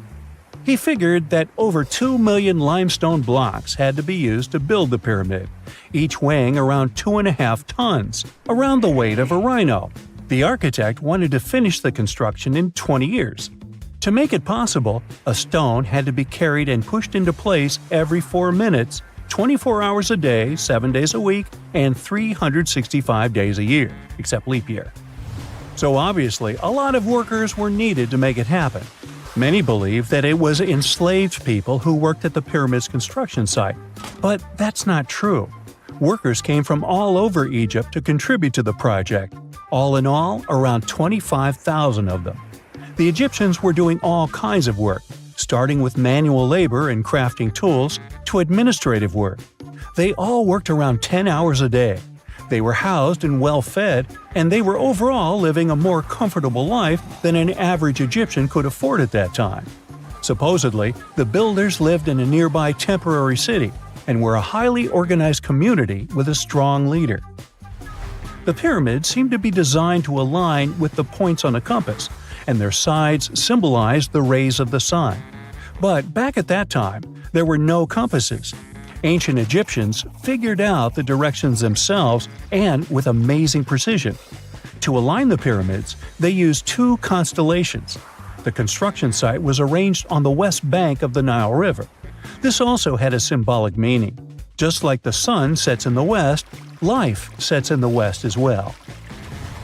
The second pyramid of Giza was for Khufu's son, Pharaoh Khafre. It's a bit smaller, but this one has the famous noseless statue of the Sphinx. Of course, originally it had a nose. I would tell you what happened to it, but it's still a mystery, and no one knows for sure. Sphinxes have the body of a lion and the head of a human. They were considered guardians of important areas. This famous Sphinx, also pronounced Sphinx, has the head of Pharaoh Khafre and is guarding his pyramid, facing the sunrise. The Sphinx is one of the biggest and oldest statues in the world. Originally, it not only had a nose, but was also painted. Scientists have discovered traces of the red color of its face. So, most likely, the Sphinx was painted red.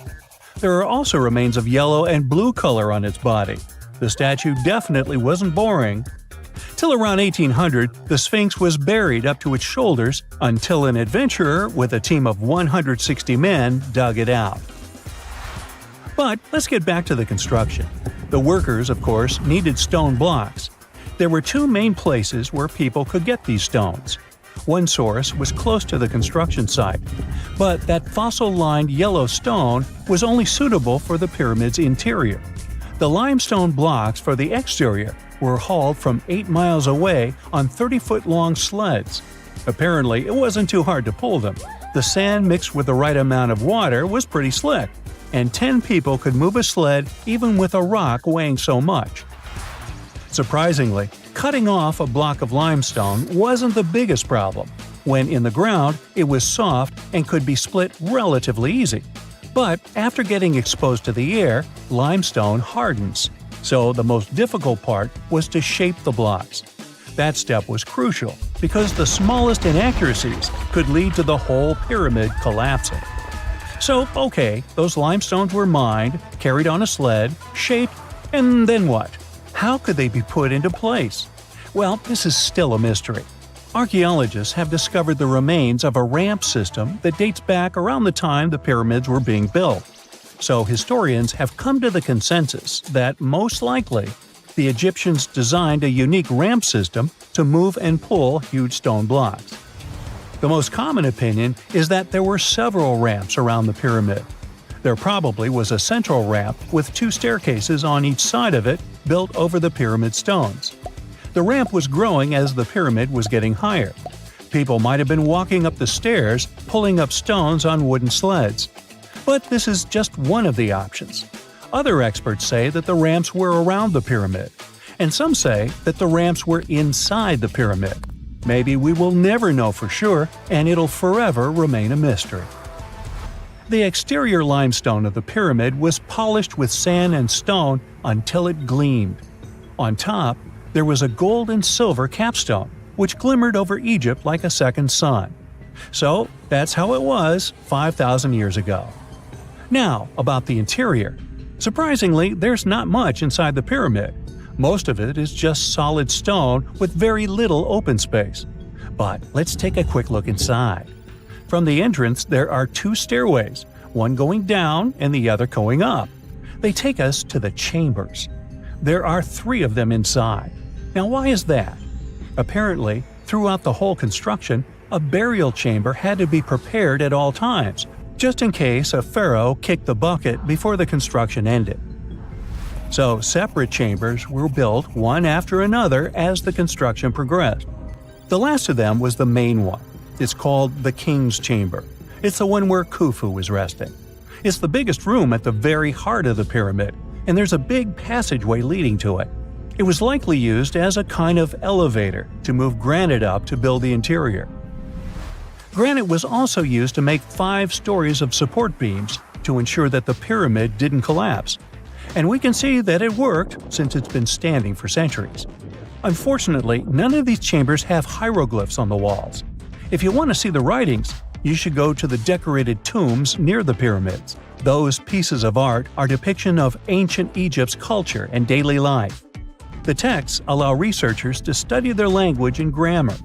The treasures that once were in the pyramids have been taken by people. There are also many secret tunnels and passages inside the pyramids, but even today, no one knows the whole plan of the interior. Scientists have been sending little robots with cameras inside for many years, but there's still a lot we don't know about the pyramids. Now they're trying to use an X-ray to scan the pyramids from the outside without going inside. So yeah, ancient Egyptians did create a mystery no one has been able to crack for 5,000 years already. Listen to this. Neanderthal fiber technology. Nope, I'm not joking. The concept is real. In 2020, a team of scientists published a paper that redefined the way we saw our closest ancestors. A find in France changed archaeology forever, and it wasn't the first time something like this had happened. But let me start from the beginning. Neanderthals. For a long time, they fit the image of the typical cavemen. If you are now thinking of someone like Fred Flintstone, you wouldn't be much wrong. What was the reason behind this stereotype? When did we start believing that Neanderthals were not the brightest tools in the shed of evolution? In comes William King, a 19th century British geologist. He was the man who named the Neanderthals. Based on the bones King found, the scientist declared the species not intelligent, and this image stuck with the Neanderthals for centuries to come. But a piece of string, just 1/4 of an inch long, changed everything. A small, dry river valley, Abri du Maras, was the place of the great find. Archaeologists unearthed a cord fragment next to a stone tool. Such twisted fibers could have been used for everything from making clothes to fishing nets. In prehistory, this was some advanced tech, and the Neanderthals seemed to have mastered it. Scientists already knew that these early humans made tar from birch bark, and that they produced shell beads. There's even evidence of Neanderthal art. They were definitely not primitive. The string section and similar finds are changing the way we perceive our ancestors. The world of archaeology is constantly changing. Take the pyramids in Egypt, for example. Turns out, they weren't really built by an army of people who the pharaoh made work until they passed out. Herodotus, the famous Greek historian, was the man who started the confusion. He claimed, in 500 BCE, that 100,000 men took part in the construction of the Great Pyramid in Giza. He made no mention of who they were and why they were building the pyramids. That's how the myth started. huge stone slabs pulled by humans, driven by a foreman with a whip. But Egyptologists would beg to differ. Those are the scientists who study ancient Egypt's culture. Fairly recently, they uncovered a workers' village that told a different tale. Yes, there was evidence of hard work on the workers' bones, but the construction industry is demanding even today. It took almost 6 years for 12,000 workers to complete the world's tallest building, Burj Khalifa. Back in Egypt, 3 times more workers finished the Great Pyramid in around 2 decades. An impressive feat of ancient engineering, wouldn't you agree? Superiors looked well after the Egyptians who built the pyramids. Their diet was rich in protein. They had medical care and they got paid properly. In fact, they lived better than the non-working population. And they lived with their families near the construction site. Archaeologists know all this because they unearthed bakeries and dormitories with bread jars and other goodies. Looks like the pharaohs were okay employers after all, and the job market wasn't that terrible. They also kept detailed papyrus records of the build and hieroglyphs. You and I wouldn't stand a chance of reading these letters that resemble images. Egyptologists had the same problem. For over a millennium, no one had used this type of font. And it's not like there was an English ancient Egyptian dictionary you could open and find meanings of words. But all this changed in 1822. A couple of decades before, the French found a broken slab of black granite. The stone contained one text in 3 scripts: ancient Greek, Egyptian hieroglyphs, and humans. In Sahul, the only normal mammals were bats and rodents. But not all its parts were the same. The Timor, Arafura, and Carpentaria regions were covered by hot savanna and dry forests. It looked kinda like modern Australia: hot air deserts with scrubland, steppe, and temperate forests along the eastern coast. Back then, people were migrating all across the world. They made an incredible journey from Southeast Asia to Sahul and first arrived here from 60 to 45,000 years ago. They mostly traveled by foot and crossed the sea using bamboo rafts and simple boats. They came there from an ancient landmass called Sunda, which includes parts of Southeast Asia. They traveled across a series of islands known as Wallachia and eventually spread across Sahul. And it wasn't a small journey. Sahul was huge, around 4.1 million square miles. That's bigger than the USA or Canada. It stretched from the equator to around the southern part of New Zealand. So they arrived in what is now Australia and became Australia's first people. Scientists think that Sahul had a population of 500,000. We've discovered cave paintings that date back around 40,000 years. It's a hunting scene depicting an anoa, or miniature buffalo, facing figures of humans and animals. Researchers are trying to figure out how these early settlers moved across Sahul and where we might find archaeological evidence of their journey. To do this, they created a landscape evolution model. The simulation showed how Sahul changed between 75,000 and 35,000 years ago. It showed potential migration routes and archaeological sites. Humans likely traveled along coastlines and rivers. But how did Sahul get submerged off the coast of Australia, similar to the mythical Atlantis?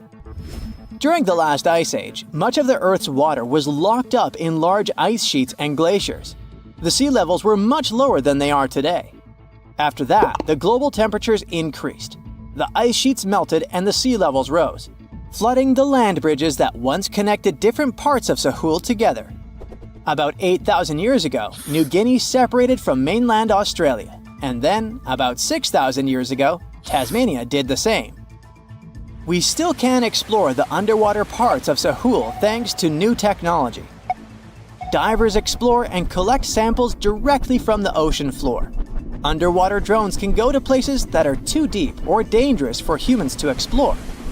And with sonar mapping, scientists use sound waves to create maps of the ocean floor. It's like using an echo to see what's underwater. The sound waves bounce off the seabed and come back, helping us create a picture of what it looks like. Deep underwater, archaeologists have found stone tools and other artifacts. They also discovered fossils of animals like Diprotodon, and Thylacoleo. By studying the underwater terrain of Sahul, they learned about the ancient rivers, lakes, and coastlines that existed during the Ice Age. But Sahul isn't the only underwater continent. Sahul isn't the only hidden gem of Southeast Asia. Take Sundaland, a place made up of Sumatra, Java, Borneo, and some other islands. This place was crazy huge during the Ice Age, but now almost fully underwater. Almost, but not entirely. The parts above the ocean are teeming with life. If you like birds, check this place out. It has almost a fifth of the world's bird species. You can spot colorful birds like the Java hawk eagle and the Bali starling among the lush forests. It's also a home to a fourth of Earth's fish species. Sundaland's waters are a haven for marine life, even the most exotic animals like the Asian arowanas. It's also a treasure trove of flowers. That's where you can find Rafflesia and Titan arum, the world's largest flowers. This makes it very similar to Zealandia. Zealandia is a long, narrow piece of land about half the size of Australia. It broke from Antarctica about 100 million years ago. Just like Sundaland, it isn't fully underwater. 7% of it stayed above sea level. This sticking out little piece is what we now call New Zealand, along with Stewart Island and some smaller islands. These pieces of Zealandia are lush and warm. They're packed with volcanoes, mountain ranges, beautiful natural geysers, and hot springs. Local people, Maori, use these hot springs for cooking. People place corn, eggs, and vegetables in baskets and lower them directly in the hot springs. Sometimes they cook food in a pit oven using heated rocks. Another hidden world is known as Argoland. This mysterious landmass was once part of Australia, back when dinosaurs chilled around. It drove scientists crazy for decades. They knew it existed because it left a huge stretch on the ancient seafloor, the Argo Abyssal Plain. About 155 million years ago, it broke off from Australia, saying bye-bye. The continent drifted somewhere north, and when it reached Southeast Asia, it just vanished. Scientists had no idea where it went, but recently they finally found its remains. Turns out, poor Argoland's lower parts started drowning into the Sunda Trench, a horrifyingly deep oceanic pit. The Earth's crust sunk into the mantle. Meanwhile, the upper parts of Argoland were pushed upward, grabbing the younger rocks on land. Because of this, Argoland broke apart into a bunch of smaller pieces. These pieces formed parts of Borneo, Java, Sulawesi, and other regions. The remains are buried under Indonesia and Myanmar. Imagine a colossal landmass the size of Greenland, Greater Adria. Its journey began about 240 million years ago when it broke away from the supercontinent Gondwana. It started moving north, and after 100 million years of enjoying the warm seas, it suddenly crashed into Europe and shattered into pieces. Most of these pieces went deep into the Earth's mantle, but some were scraped off and became part of mountain ranges like the Alps. Today, the remnants of Greater Adria are scattered across more than 30 countries, from Spain to Iran. That's why they're hard to look for. Seychelles was also once part of Gondwana. Yep, these idyllic islands are sitting atop of the ancient continent.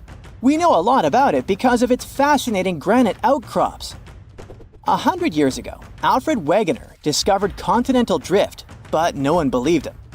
These granite outcrops helped him prove that he's not crazy and that tectonic plates really are moving. The Seychelles broke off from India and Madagascar and eventually became a sad loner in the Indian Ocean. This probably happened because of some insanely active volcanoes in the Deccan Traps. But now, the islands are home to unique species both on land and in the coral reefs nearby.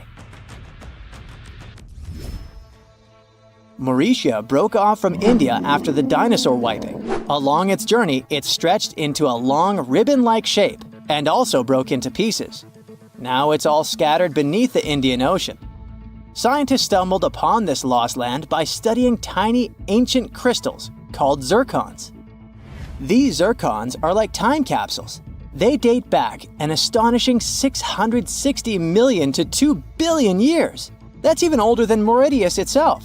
These ancient crystals hinted that there's another Atlantis somewhere nearby.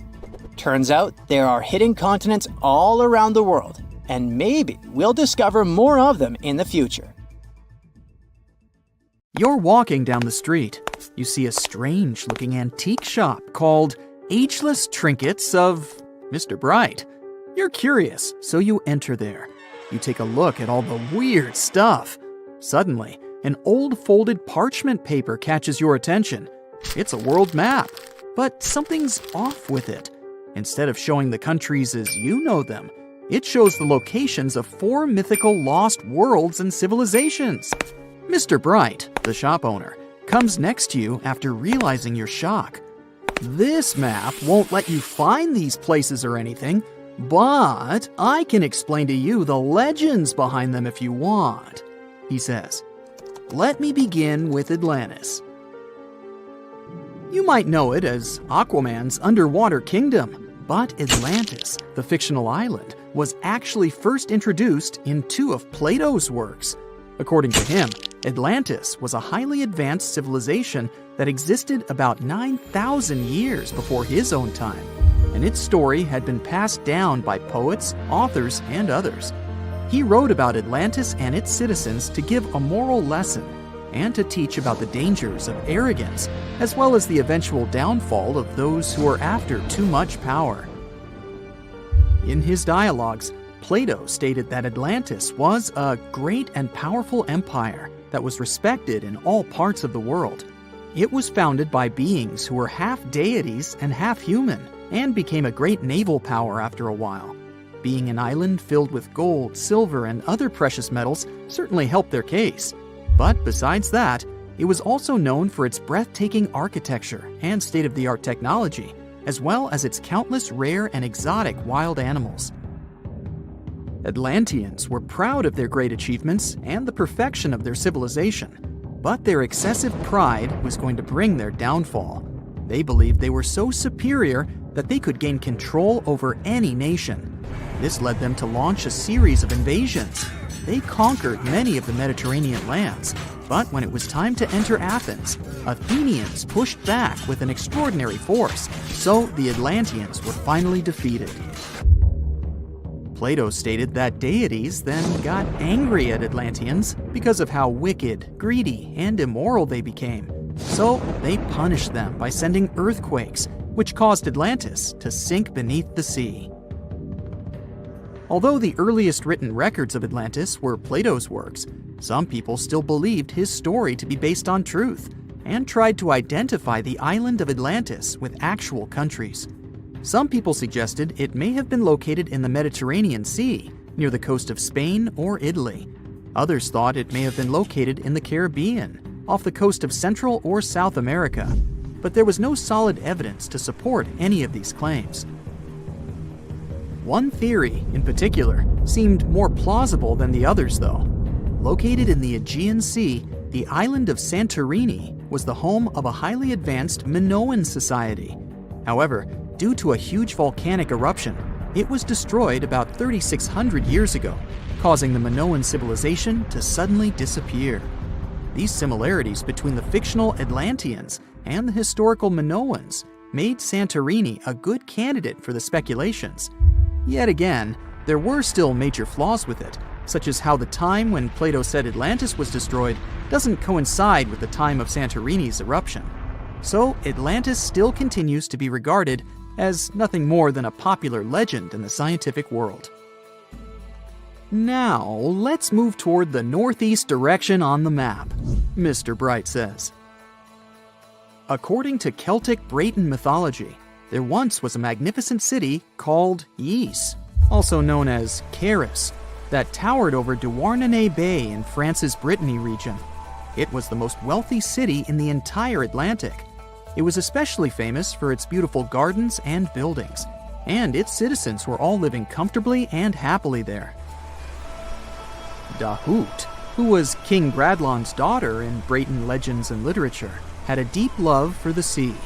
She begged her father to build a city at the edge of the sea, and that is how the city of Ys was established. Little did she know that she would be the one responsible for the destruction of her father's beloved gift. You see, since the city was surrounded by the sea, it needed to be protected by a dike equipped with floodgates, and these gates could only be opened at low tide. And the only one who had the keys to these gates was the king himself. One day, a handsome red knight arrived at the city, but couldn't pass the gates. Dahoud was so taken by him that she wanted to let him in. She knew that her father was the keeper of the only key to the city, so she sneaked into his room and stole it from him. Then she gave it to the Red Knight so that he could enter the city and they could be together. However, the Red Knight turned out to be the Prince of Darkness, and he intentionally left the gate open to the raging sea. The waves soon swallowed all of Ys. King Gradlon was able to escape on his magical horse, but Dahoud couldn't. She turned into an evil mermaid who lured sailors into the sea. Today, if you go to Quimper, a city in Brittany, northwest France, you can find the statue of King Gradlon riding on his horse. Although the city of Ys is a legend, Brittany coast locals believe that on the days when the waters are calm, you can still hear the tolls of the city bells deep under the sea, if you listen carefully. Mr. Bright then points at the Indian Ocean on the map and says, "Now, have you heard about Lemuria?" Back in the mid-1800s, a few scientists suggested that there was once a continent that existed in the Indian Ocean, somewhere close to the south of modern-day Sri Lanka.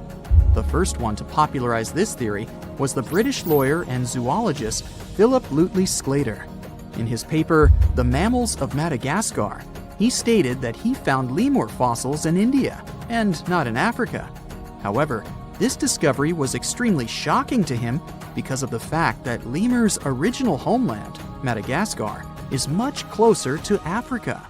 He proposed that this was possible only if some larger continent connected the two once. He stated that this continent must have eventually sunk to the ocean floor.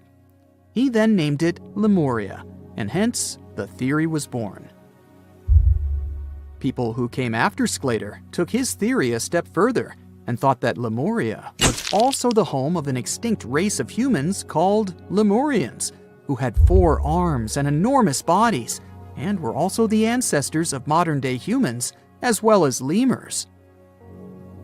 Of course, as new scientific discoveries were made on plate tectonics, evolution, and the study of DNA, the theories regarding the fictional continent called Lemuria were debunked.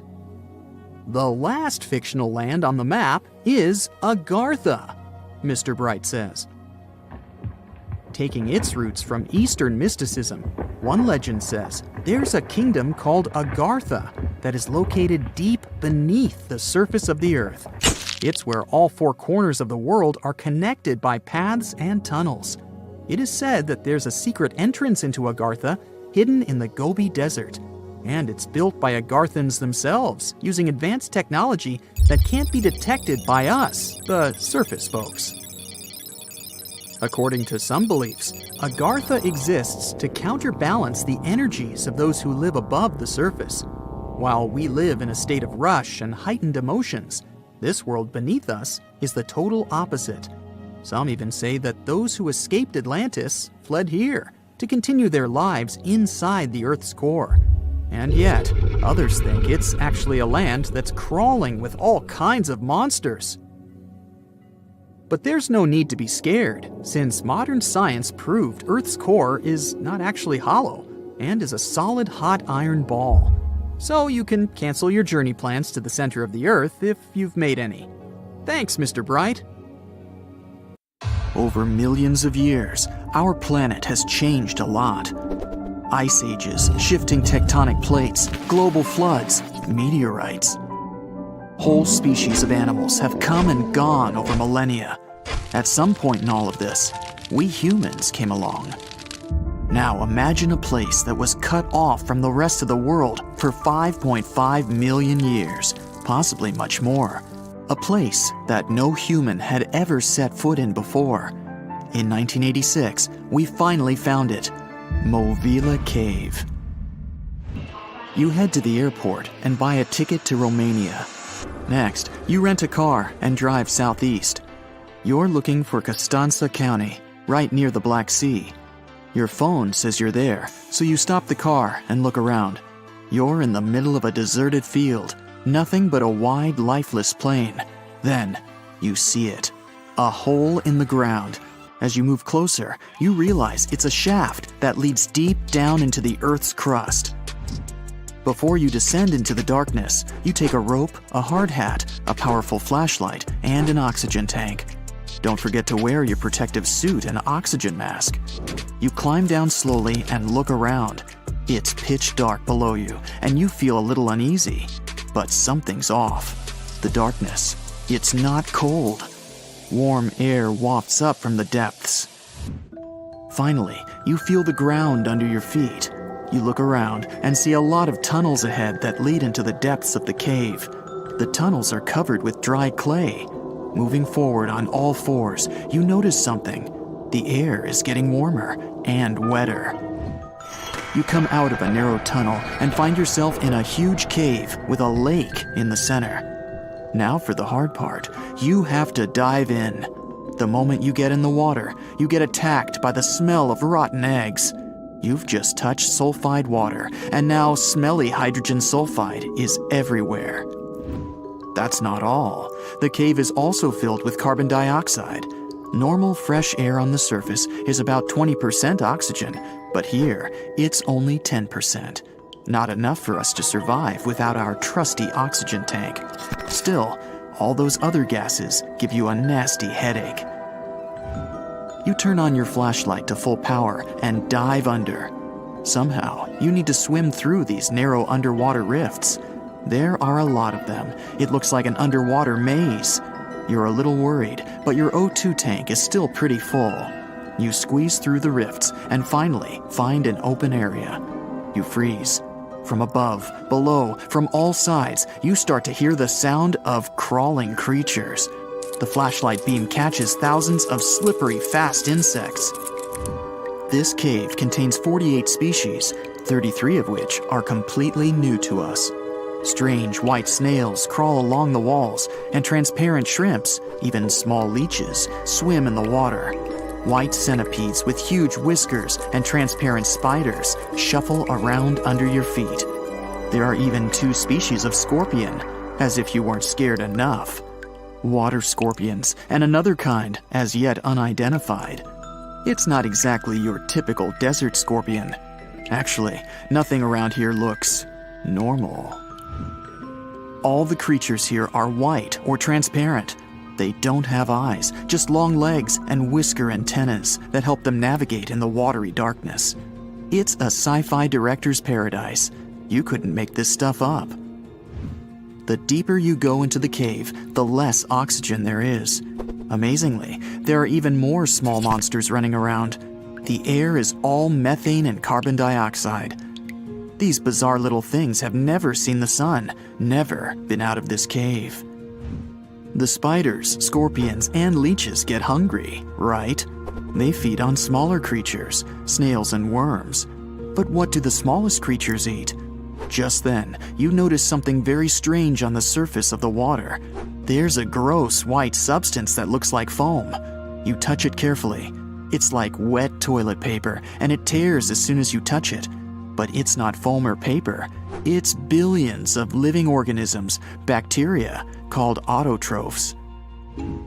These bacteria make food from carbon dioxide, but they don't make it from the air like plants or trees. They use water. It's called chemosynthesis. These tiny bacteria excrete their unused food, and bigger ones come along and eat it. Then the tiny snails and worms eat the big bacteria.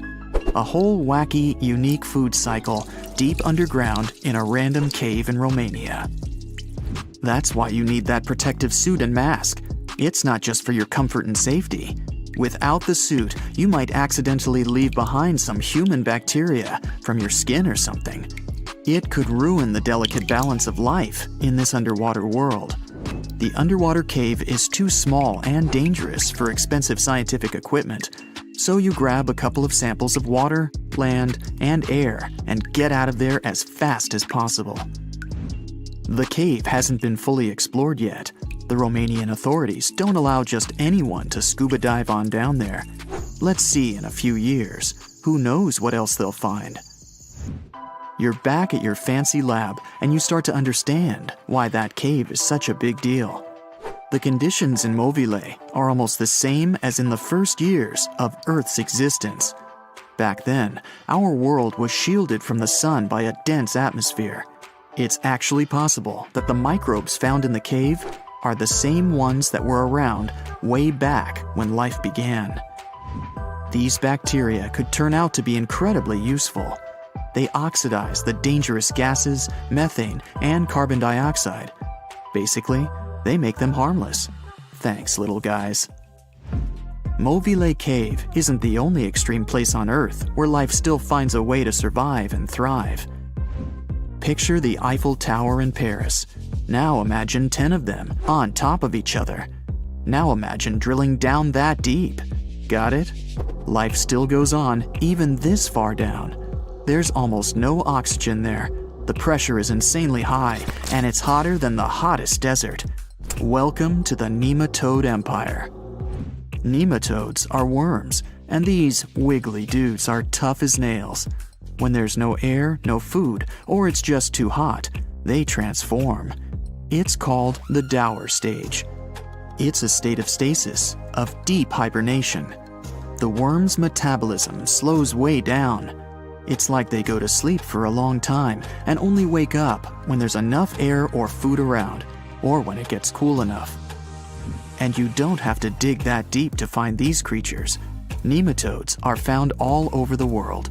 They live in hot springs, in deserts, high up in the mountains, in the harsh cold of Antarctica, inside animals, and even inside the human body. You don't have to travel to Mars to find out of this world scenery. There are places on Earth that look unreal. The Danakil Depression in Ethiopia is one of the hottest, driest, and most inaccessible places anywhere on Earth. It's a large desert that gets almost no rain, but there's still plenty of liquid around. It sits on 2 active volcanoes, so liquid hot magma often flows up from under the Earth's crust. There are also colorful lakes full of acidic water. The salt from the lakes reacts with volcanic minerals, making bizarre figures that look like the backdrop of a sci-fi movie. Toxic gases and chlorine vapors rise up from the lakes, making it one of the most dangerous places on Earth. You need a gas mask to survive, but life always finds a way. There are living things here, even in a lake so hot that the acidic water actually boils. Microbes live happily in the lakes and surrounding rocks. If something can survive here, who knows? You can find another tough survivor in the Lut Desert in Iran. They've just discovered a new and special kind of crustacean there. These creatures live in small lakes that appear from time to time thanks to desert rains. This species can survive for decades in dry sediments, just waiting for a tiny bit of water. So these are all very small life forms, but are you in the mood for some monsters? Scientists have just discovered them swimming in the waters off Antarctica. Massive sea spiders, huge starfish, transparent shrimp-like things. In 1 month, researchers found about 30,000 sea creatures, many of them never seen before. Who knows what else is down there?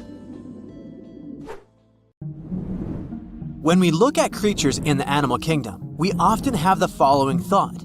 If they have similar traits, they must be related somehow.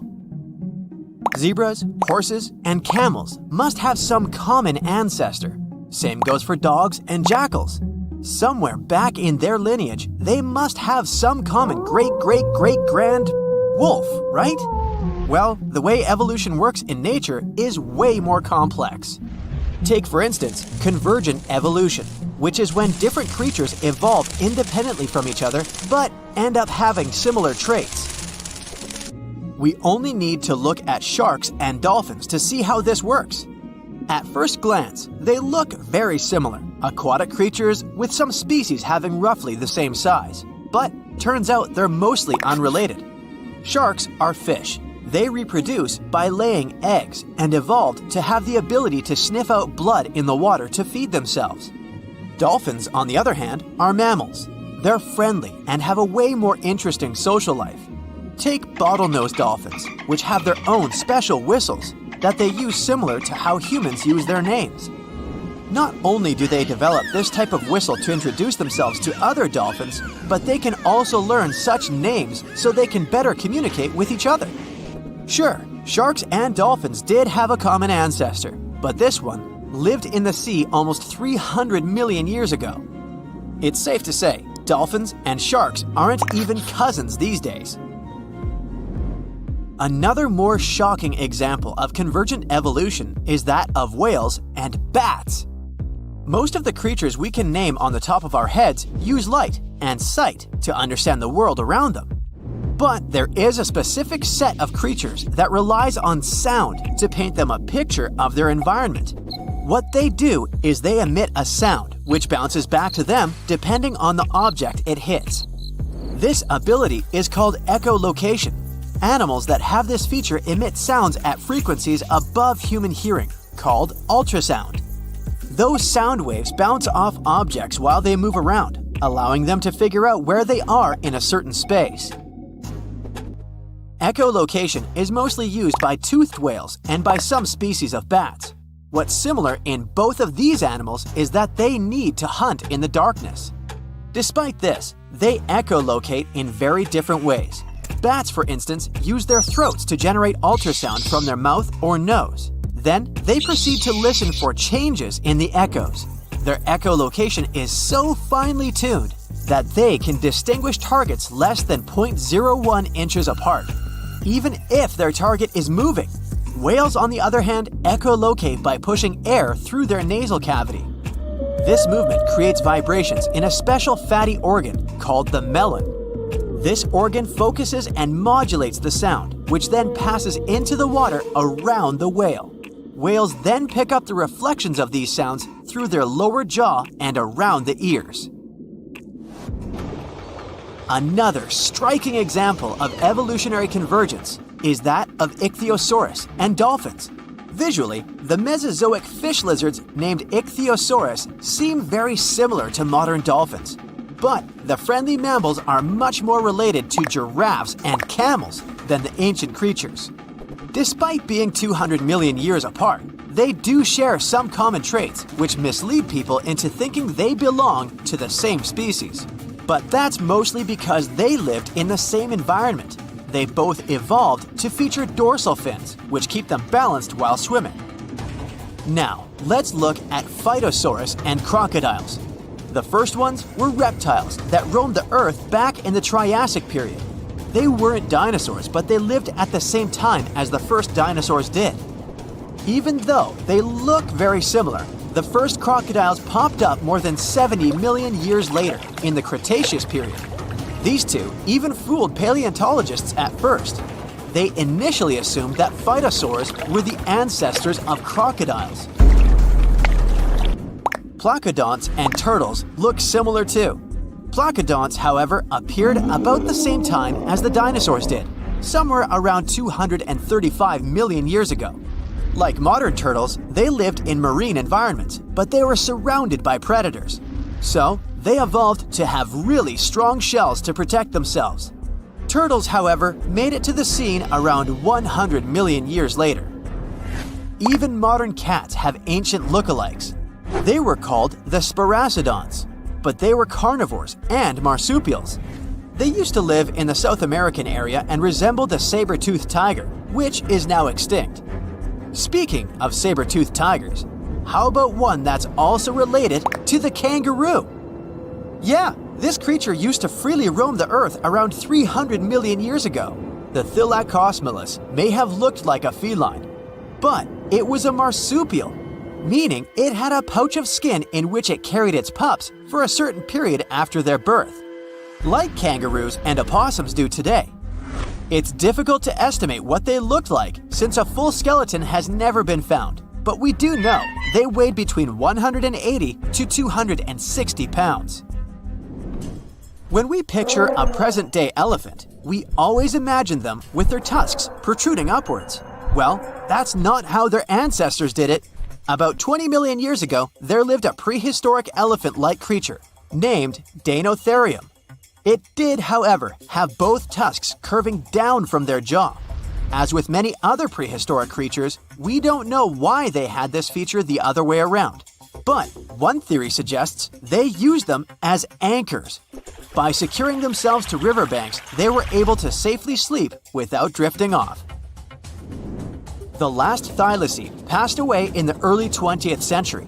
Their extinction was one of the most tragic natural events in modern times. For the last 2,000 years, they have been known to live only on the island of Tasmania. Despite the name, they looked more like foxes than felines. However, thylacines were marsupials rather than placental mammals like foxes. The two-lake wallaby was one of the most beautiful and majestic creatures ever to have lived. It used to be found in Australia and New Zealand.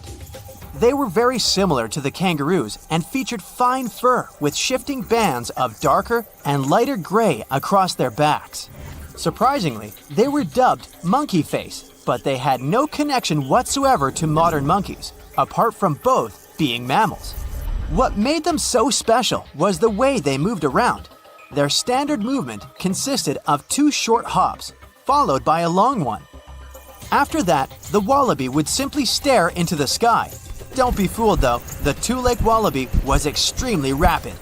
Females were generally taller than males, and they appear to have been quite sociable animals, at times being particularly fond of a certain location. They were also nocturnal. Hyracoodonts and horses share a lot of similar features, but hyracoodonts used to exist in the Eocene and Oligocene periods, and they went extinct around 23 million years ago. In their whole group, they featured very diverse species and came in many different sizes, from the small pony-like to the colossal Paraceratherium, which is one of the largest land-living mammals ever to exist. Modern horses, however, appeared around 2 million years ago. Let's do a little experiment together. Start by stretching your arms out. If you were to draw a line from your fingertips to your shoulder, it would measure around 28 inches. Now, try to picture an insect with a wingspan this big. Hold on a minute, you won't need a large can of bug spray, don't worry. They're extinct. But the gigantic Meganeuropsis did live around 250 to 300 million years ago. However, they most likely resembled the present-day dragonflies, despite not being technically related. Scientists figured out that they were not true dragonflies because of differences in the shape of their wing veins. Scientists still don't know why these bugs turned out so big. Some believe insects are limited in size because of the small quantity of oxygen they're able to take in. In the times when these insects roamed the Earth, the levels of oxygen in our atmosphere were much higher, so that might be one explanation. Other specialists think that they got so big because there wasn't any other predator large enough to pick them up from the ground. Now, have you ever seen cricket balls that are 3 billion years old? Klerksdorp spheres were found in deposits of the mineral pyrophyllite in South Africa and rock the science world. They do look like tiny ancient cricket balls with seams like lines around the middle. Back in the 1980s, some folks claimed these spheres had been made by an advanced pre-flood civilization we know nothing about. One museum curator shared stories about how they rotated on their own in a display case. There was also a TV show that invited a psychic who declared the spheres were pieces of an ancient spaceship. But according to geologists, these spheres are actually pretty common concretions or spherical objects formed by different minerals than the surrounding rock. The seam-like lines are just imprints from the host rock's layers building up over time. The Klerksdorp spheres come in different shapes, from noticeably flattened spheres to distinct discs. As for that episode when one of these spheres spun on its own, the curator of the Klerksdorp Museum cleared that up too. He said that when he put one sphere on its glass shelf when a journalist came to visit, the sphere naturally rotated a bit because it's round. The area where the museum is located often experiences earth tremors from gold mining activities nearby. The oldest known human-like footprints could be 6 million years old. They were found on the Greek island of Crete in 2002. If the number is correct, it would mean that early human ancestors may have migrated between Europe and Africa much earlier than we previously thought. This doesn't mean Africa is not the cradle of humankind, though. It could just prove that early human ancestors moved back and forth between continents. Some researchers believe the footprints were left by a bipedal creature possibly related to an early human ancestor nicknamed El Greco. According to scientists who studied them, the footprints have a very human-like shape, with 5 toes and a parallel big toe.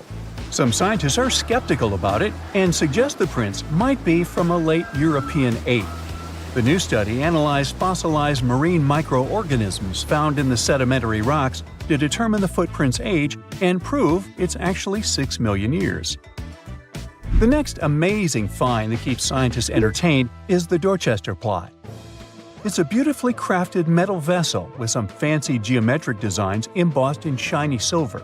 The pot was discovered in, who could have thought, Dorchester in 1852 under quite unusual circumstances.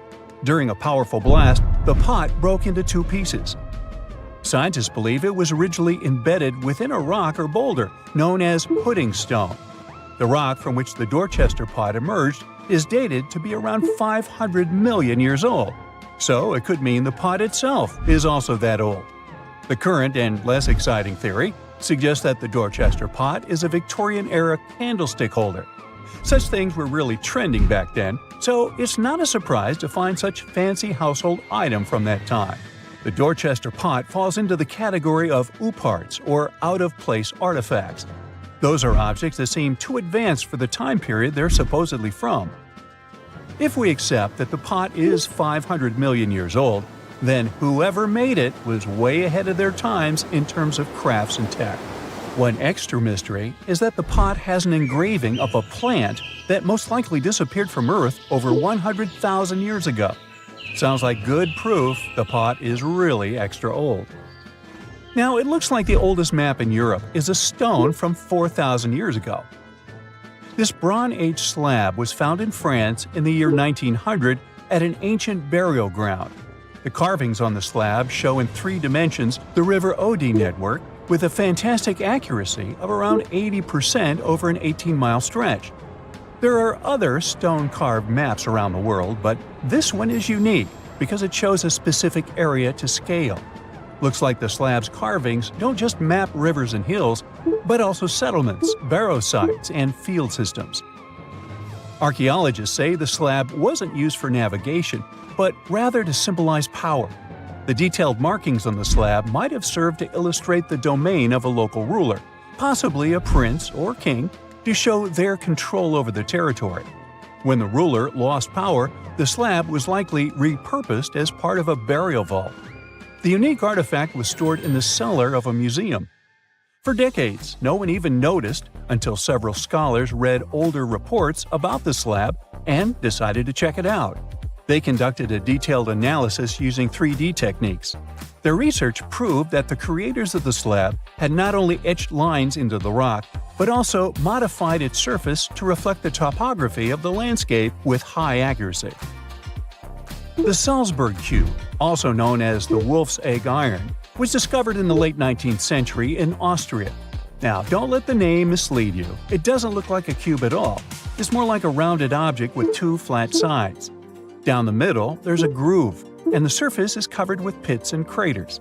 This unique appearance is the reason why many people think it might be something out of this world. Workers accidentally found this artifact when they blew apart a piece of coal. The coal seam it came from is thought to be over 60 million years old. The Salzburg cube moved between museums, mysteriously vanished in the early 20th century, and then showed up again. A professor from Bonn University suggested it might be from a meteor, but they found no evidence of elements that you'd normally see in meteorites, like cobalt or nickel. Then researchers thought it must be a human-made object, possibly a Victorian-era candlestick holder. No one knows the true story of the cube or its current location. Yep, it disappeared again. Have you heard about the Meister print? It's a fossilized sandal print discovered in 1968, and it has sparked a lot of intrigue. There's a trilobite inside the print, which supposedly went extinct around 500 million years before humans even existed. But many historians think this age is an exaggeration. When Meister found the fossil, it was authenticated. But the scientist who did it didn't confirm it was a human sandal print. He only agreed there was a trilobite there.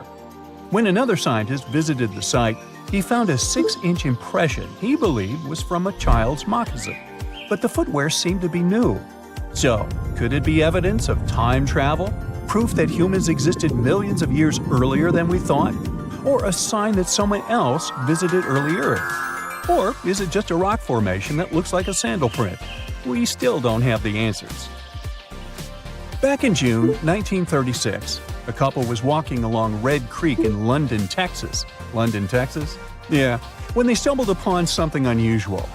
It was a piece of wood sticking out of what seemed to be an ancient rock formation. About 10 years later, their curious son decided to crack open the rock to see what was inside. And he saw a hammer, which looked surprisingly modern. Then, one unique finds enthusiast decided that the rock encasing the hammer was from the Cretaceous period. This would mean that someone dropped a 19th century hammer while dinosaurs like Triceratops were still roaming the earth. So, if this hammer was truly from the Cretaceous period, then the whole evolutionary theory would be wrong. And if the hammer was modern, it would mean the Cretaceous rock formation it came from was much younger than we thought. But the real answer was much simpler. The hammer was indeed modern, and geological processes had encased it in rock. Minerals can harden around an object in a relatively short time. So the hammer was probably dropped by a miner a century or so ago, and the rock formed around it afterwards. And no, it wasn't a Victorian-era